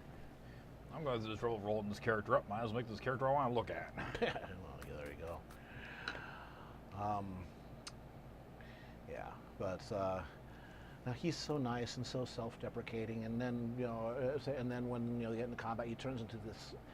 He's the character in D&D terms. He is when the campaign finally ended, he was a 7th level barbarian, 3rd level cleric. And I actually thought about converting him over to paladin, but barbarian cleric works just fine. And he would say he would do the whole Hulk out thing, just do the barbarian rage thing, and again go into fights, singing his battle song, because if he gets killed, he wants that to be the last thing that he said, so his ancestors would welcome him in, into the afterlife. Valhalla. Ah, boy, But like I said, Woodsmoke, just she would spy on him, while he took his bath and while he washed his, his clothes. And then Nazumi likes the long hair. Yeah, there you go.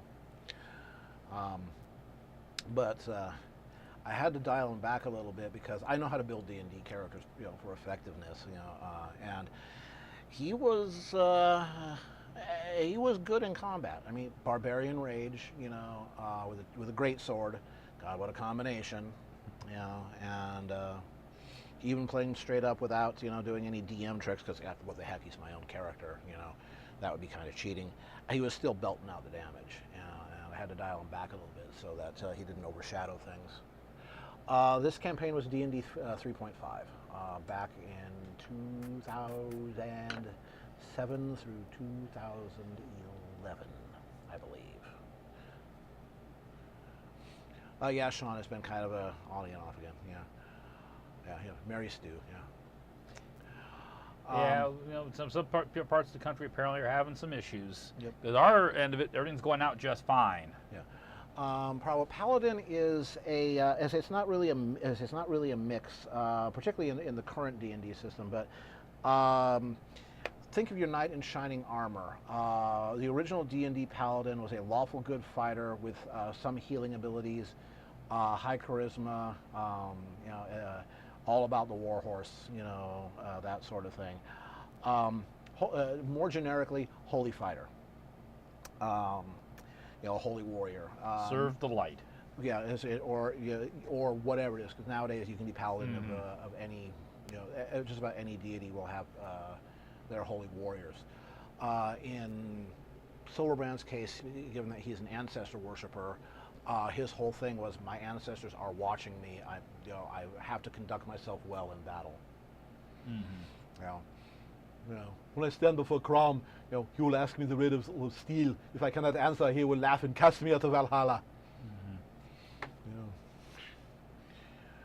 So, but yeah, I thought about converting, but Barbarian Cleric actually worked just fine because he was channeling his people were very shamanistic, and he was sort of channeling his ancestors through himself when he cast his spells. That was the explanation for why he could do Cure Light Wounds. So. It is not your time to go, nor is it this warrior's. All right, let's see. Carter's being mean. Beat him up. Did you know that L. Ron Hubbard's last wife was called Mary Sue? I believe it. Yeah. But,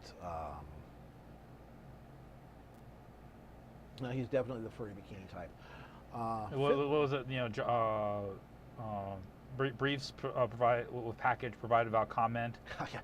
There is a website called Hero Forge, which I recommend you guys check it out. They do custom miniatures for like D&D and stuff like that, and then 3D print them and ship them to you. They're sort of a front end for Shapeways. But they've got this beautiful interface for designing your own character. Hundreds of clothing items and sliders for body shapes and things like that.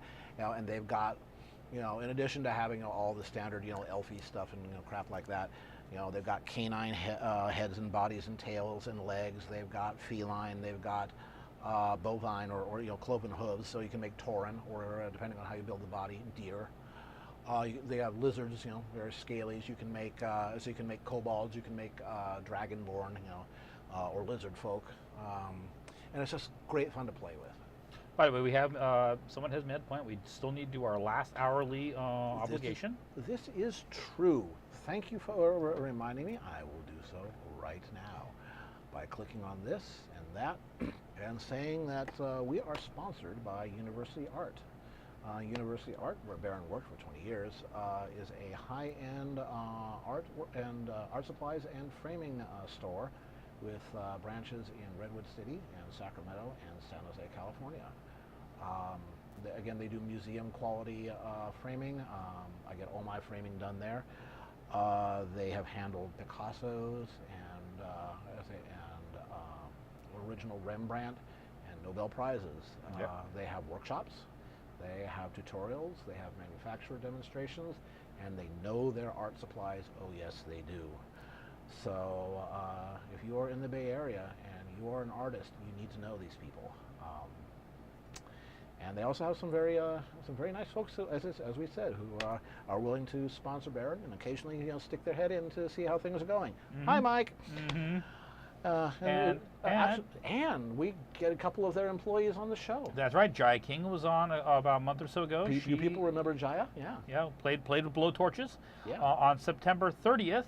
Mark this down. We are going to have Jeff Bramschweiber, the assistant manager of the San Jose store. He's going to be in talking about ancient Egyptian art techniques. Yep. What the techniques they used for painting in the tombs, the materials they used, how they went about doing it. So if you've ever been at all interested in how ancient Egyptian art was done, how those hieroglyphics were put on, September 30th. Mark it down. Yep. Yeah, and that's actually one of the impeti. Since the little studio we have here is serving more than just Baron. We also, of course, have Baron's wife Smudge. We're going to have Jeff. We got Jaya. That might be a good reason to do a Patreon of my own, just so I can see if you folks want us to get better equipment. Yeah, and I'm looking at something better than webcams. I'm looking at the possibility of having one of my other coworkers, Kendall Harris, who does some really great anime art, possibly come in too and have her demonstrate some of her pen ink, because she actually has some really cool inking techniques that she does. So I'm the blood of the unborn, Kaylin. Yeah, something. Yeah, it makes for a perfect Sienna Brown.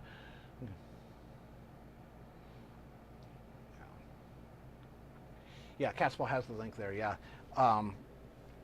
I was able to put together an absolutely picture-perfect silver brand there. It's like, that's exactly what I had in mind. Yeah, I was going to be participating in a D&D game where for once in my life I'd be a player instead of a dungeon master, but that fell through. But I was going to play Silver Brand, not quite so subby and compliant, but that didn't happen. Oh well. Oh, the old grid computers, the ones you could back a Hummer over and they wouldn't care. Yeah. Actually, Foxfire, what I would do is I would put this under. I have a little corporation that lives in a post office box in Las Vegas, because Nevada has very good corporate laws there, called Arcane Lore. If I ever do anything like a Kickstarter for any of the games, that I've got in various stages of development, it'll be through that. I just might make it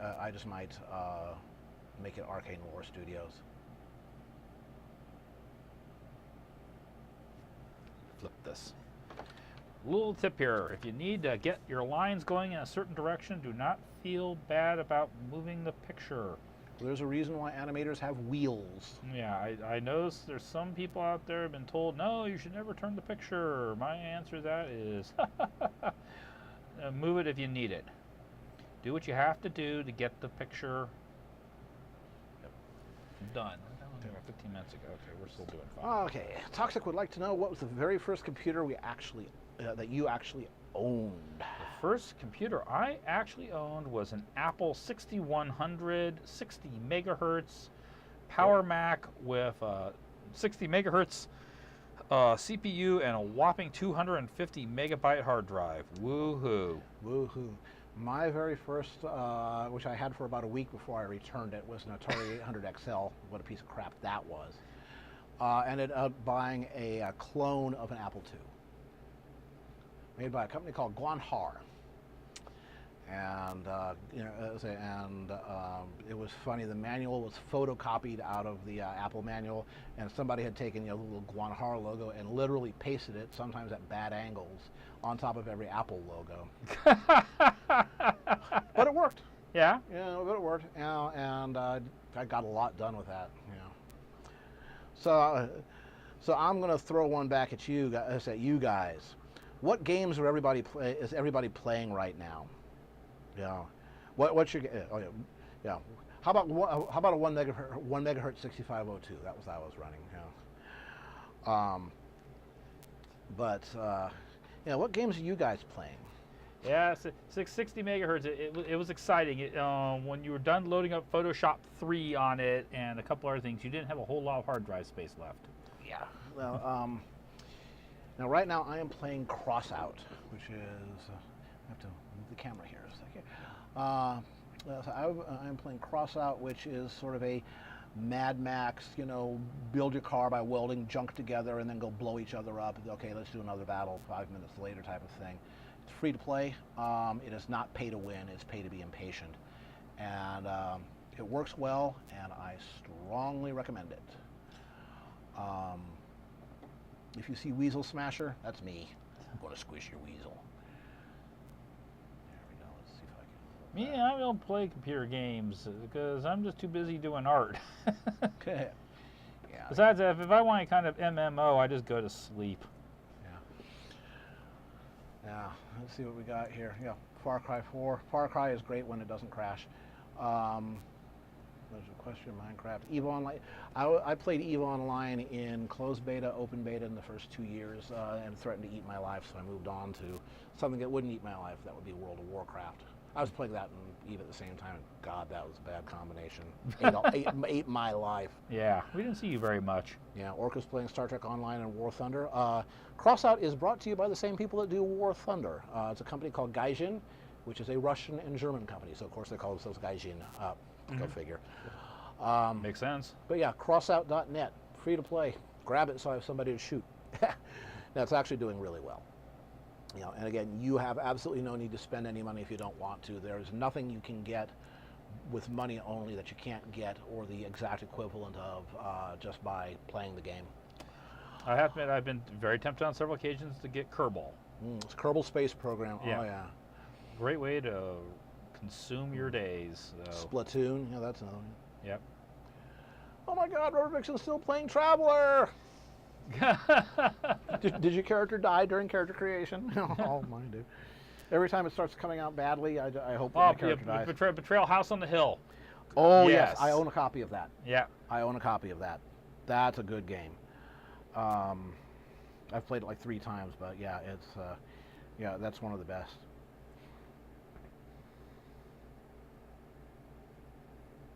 Baldur's Gate, Icewind Dale Enhanced Editions, yes, Cold Silver. Oh, by the way, thank you for your letter. It was very, very kind. Baldur's Gate 2, the entire series has also been remastered. It's on goodoldgames.com, you know, GOG. And Planescape Torment, one of the first, you know, games of that sort that had some real serious moral ambiguity and required you to, you know, explore that. It was no right answers. Sometimes people are, quote, evil for very valid reasons, and again, your actions decided the outcome. As in, you know, it was not a game on rails. Nope. Yeah, excellent game. You can get it for like $10. Okay, I have to actually ask you a question. This is kind of pony related. Mm. Two Best Sisters, you know, of course, they did the whole Fallout Quest for Fallout 4, yeah. Since I've not played Fallout 4 yet, what was the thing that they were parodying about the sun shooting the bombs at them at the very beginning? Is that like a parody of something that actually happens in the game? Not Or is really. that just okay? Not really. That was a super mutant voice. You know, humans will die. You know, And shooting the bombs. I think they took that from somewhere else. Okay, so it was just like, what? And then Luna put some holes in the sun, and the sun crashes into Diamond City. Yeah. That was very weird, but very, very funny. And it's made me want to do some Fallout Two Best Sisters fan art. Yeah. Well, I'll be happy to provide you with footage. I've played a lot of Fallout 4. I do not want to admit how many hours I have in that. First game is on my first computer. Zork. You know. Marathon 1. Yeah.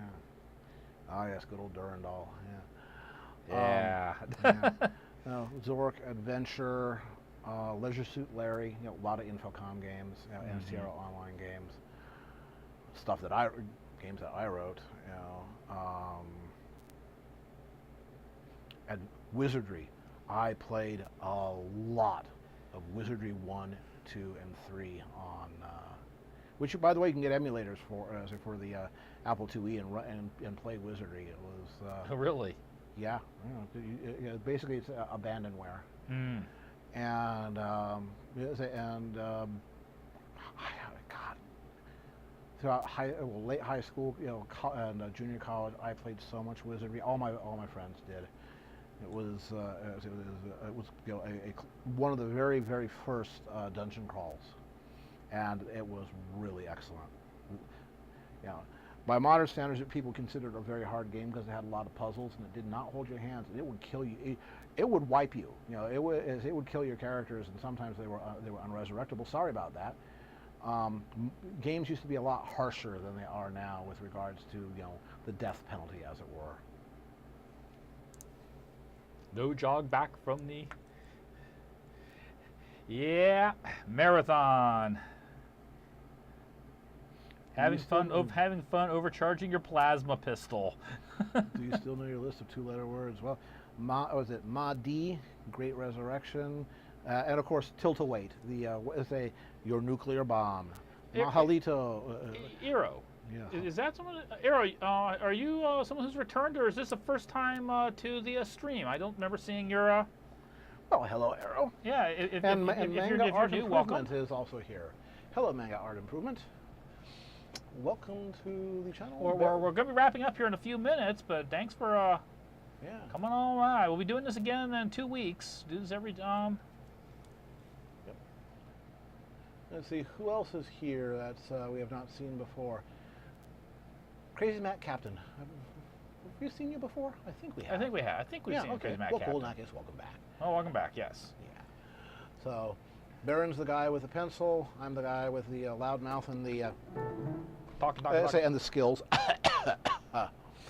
Yeah. Yeah, you have mad skills on some things. I have mad skills in other things. Yeah. Yeah, mad, must all die. Oh, welcome, Errol. First time here. Glad you could get a chance. Like I said, we're going to be heading out here in just a few minutes because we have chicken paprika waiting for us. But thank you for dropping by. And like I say, we'll be doing this in 2 weeks. Coming back from Bronycon and doing a kind of a post-con report and everything like that. And I'll be doing more art that evening. Tonight, I'm taking care of Patreon rewards for my patrons. Or my $50 tier.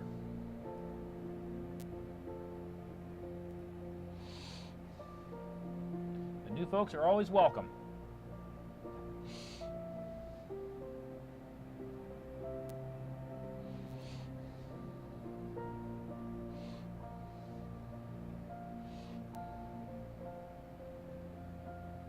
Hex Games. Oh yeah, that's the Avalon Hill games. That's Callanan. That's basically ruled both Cat's Paw's life and Cat's Paw's father's life. Although I played a lot of them myself. Richthofen's War, Panzer Blitz, Third Reich, games like that. Mm-hmm. Yeah, Daylight we do. Again, the show runs 5:30 to 9:30 for us, and but fortunately, one of my roommates is willing to do the cooking duties, and he's very good at it too. Yeah. So I am very happy to say thank you, Brian. And we just do this because this is for we only do it every other Saturday, and this worked out being the best time for the largest part of the population to be able to tune in and catch the stream for any time that I wanted to get up and or not have to stay up for. So it was kind of a balancing act. Oh yes, Leather Goddess is a Phobos. We remember that. Yeah, Infocom is another one of those companies that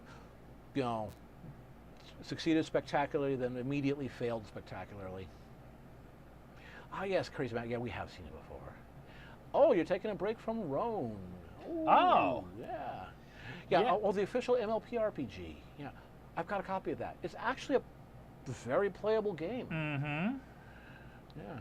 Yeah, we're going to be, because I'll be at the Roan booth at BronyCon, booth 617, and we're going to be talking to folks, and we're all, Clear Skies and I are, and everyone else is working on getting ready for the next expansion book next year. That's the game plan. Yep. Yeah, Clear Skies, Roan's better.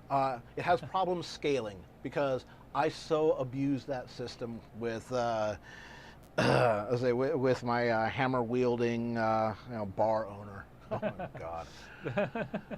Yeah, I realized, by the way, Clear Skies, that so you know how I was throwing 15 dice? It should have been 17. Yeah, and that was a starting character. So yeah. Oh, Signosis games. Oh yes, like Altered Beast. Actually, one of our friends, Chris. He plays the new Altered Beast, and he is on top of the leaderboard for every level at every difficulty. He is best beast. Yeah, it says he's figured out exactly how the scoring combinations work, and basically you go through the game with one hit point because you let yourself get damage down to 1 because you get more points the more damage you are, then never get hit again. Throw perfect combinations, that kind of thing, and he is on top of the leaderboards worldwide, all difficulties, all levels. Well, it's 9:27. Why don't we flip that camera here? Yeah. Will that work for you? That works for me. I'll take this home and scan this, and I'll get back to you next time I'm Okay. here. Well, All you right. do that. All right, do that thing. Yeah, I'm gonna go back. I'm not. Nazumi seems to like it. There we go. All right. Well, so like I say, we're coming up on 9:28 here, so we're going to start wrapping this up for the evening. I want to thank everybody for showing up tonight, and especially all the new people who joined us. It was really great to have Absolutely. some. It's nice to keep seeing new people showing up. We want to make people feel welcome here, and I'll be back in 2 weeks, and I'll have stories from Baltimore about the Bronycon convention and all the things that Clear Skies and I are going to do while we're back there, and I'm going to get a chance to hang out with some of his folks like Nate Dogg and Shownuff 44 and Crybringer and Yeah. Really awesome folks. Yeah, and so again, when showing off streams, go watch his stuff. Yeah. He's fun. He is fun. Lots of fun. Yeah, and Clear Skies, save me one of those pins. I would love to get one. Yeah, they're very awesome. And once again, I want to thank all of my patrons at Patreon because without your regular pledges, this couldn't happen. You'd be back at the art store. Yeah, it evens out the payroll. It makes certain that certain bills are guaranteed to be covered every month. It really, like he says, I'd be back at the art store. In fact, there was a point where I thought maybe I never was going to be able to truly pursue my goal and my dream that I had gone to college for and art school and everything like that. And because of Patreon, it happens. So, thank you. Oh, thank you, Arrow. That's very nice of you to say. Yes. And once again, if you guys say, hey, you liked what you saw here tonight, but hey, I can't do a regular pledge every month, that's understandable. If you look down there in the corner, you're going to see a thing that says Stream Tip. It's a bright blue button. It's so pretty. Right. You know, it's a beautiful candy-like button. You want to click on it. Yes. You do. Yeah. So basically, actually, a real quick question. I'll answer that one. Baltimore. Crab cakes. Crab cakes. I want to try real crab cakes. I always hear about crab cakes back there. So Blue crab. Blue crab. We're going to go to a place called the Crab Shack actually when I arrive. So, we'll have to see what they've got. But if you guys have enjoyed what you've seen here, and but you can't afford to do a pledge every month, consider dropping $1 or so in there. It actually adds up. And we'll see you guys in a couple of weeks. All righty. Thanks again, folks. You're the best community on Picardo, and the Picardo admins know it. Yes, Hi, they Picardo do. admins. Yeah, We know you're watching. They lurk. All right. Catch you guys in 2 weeks. Take care. Good night.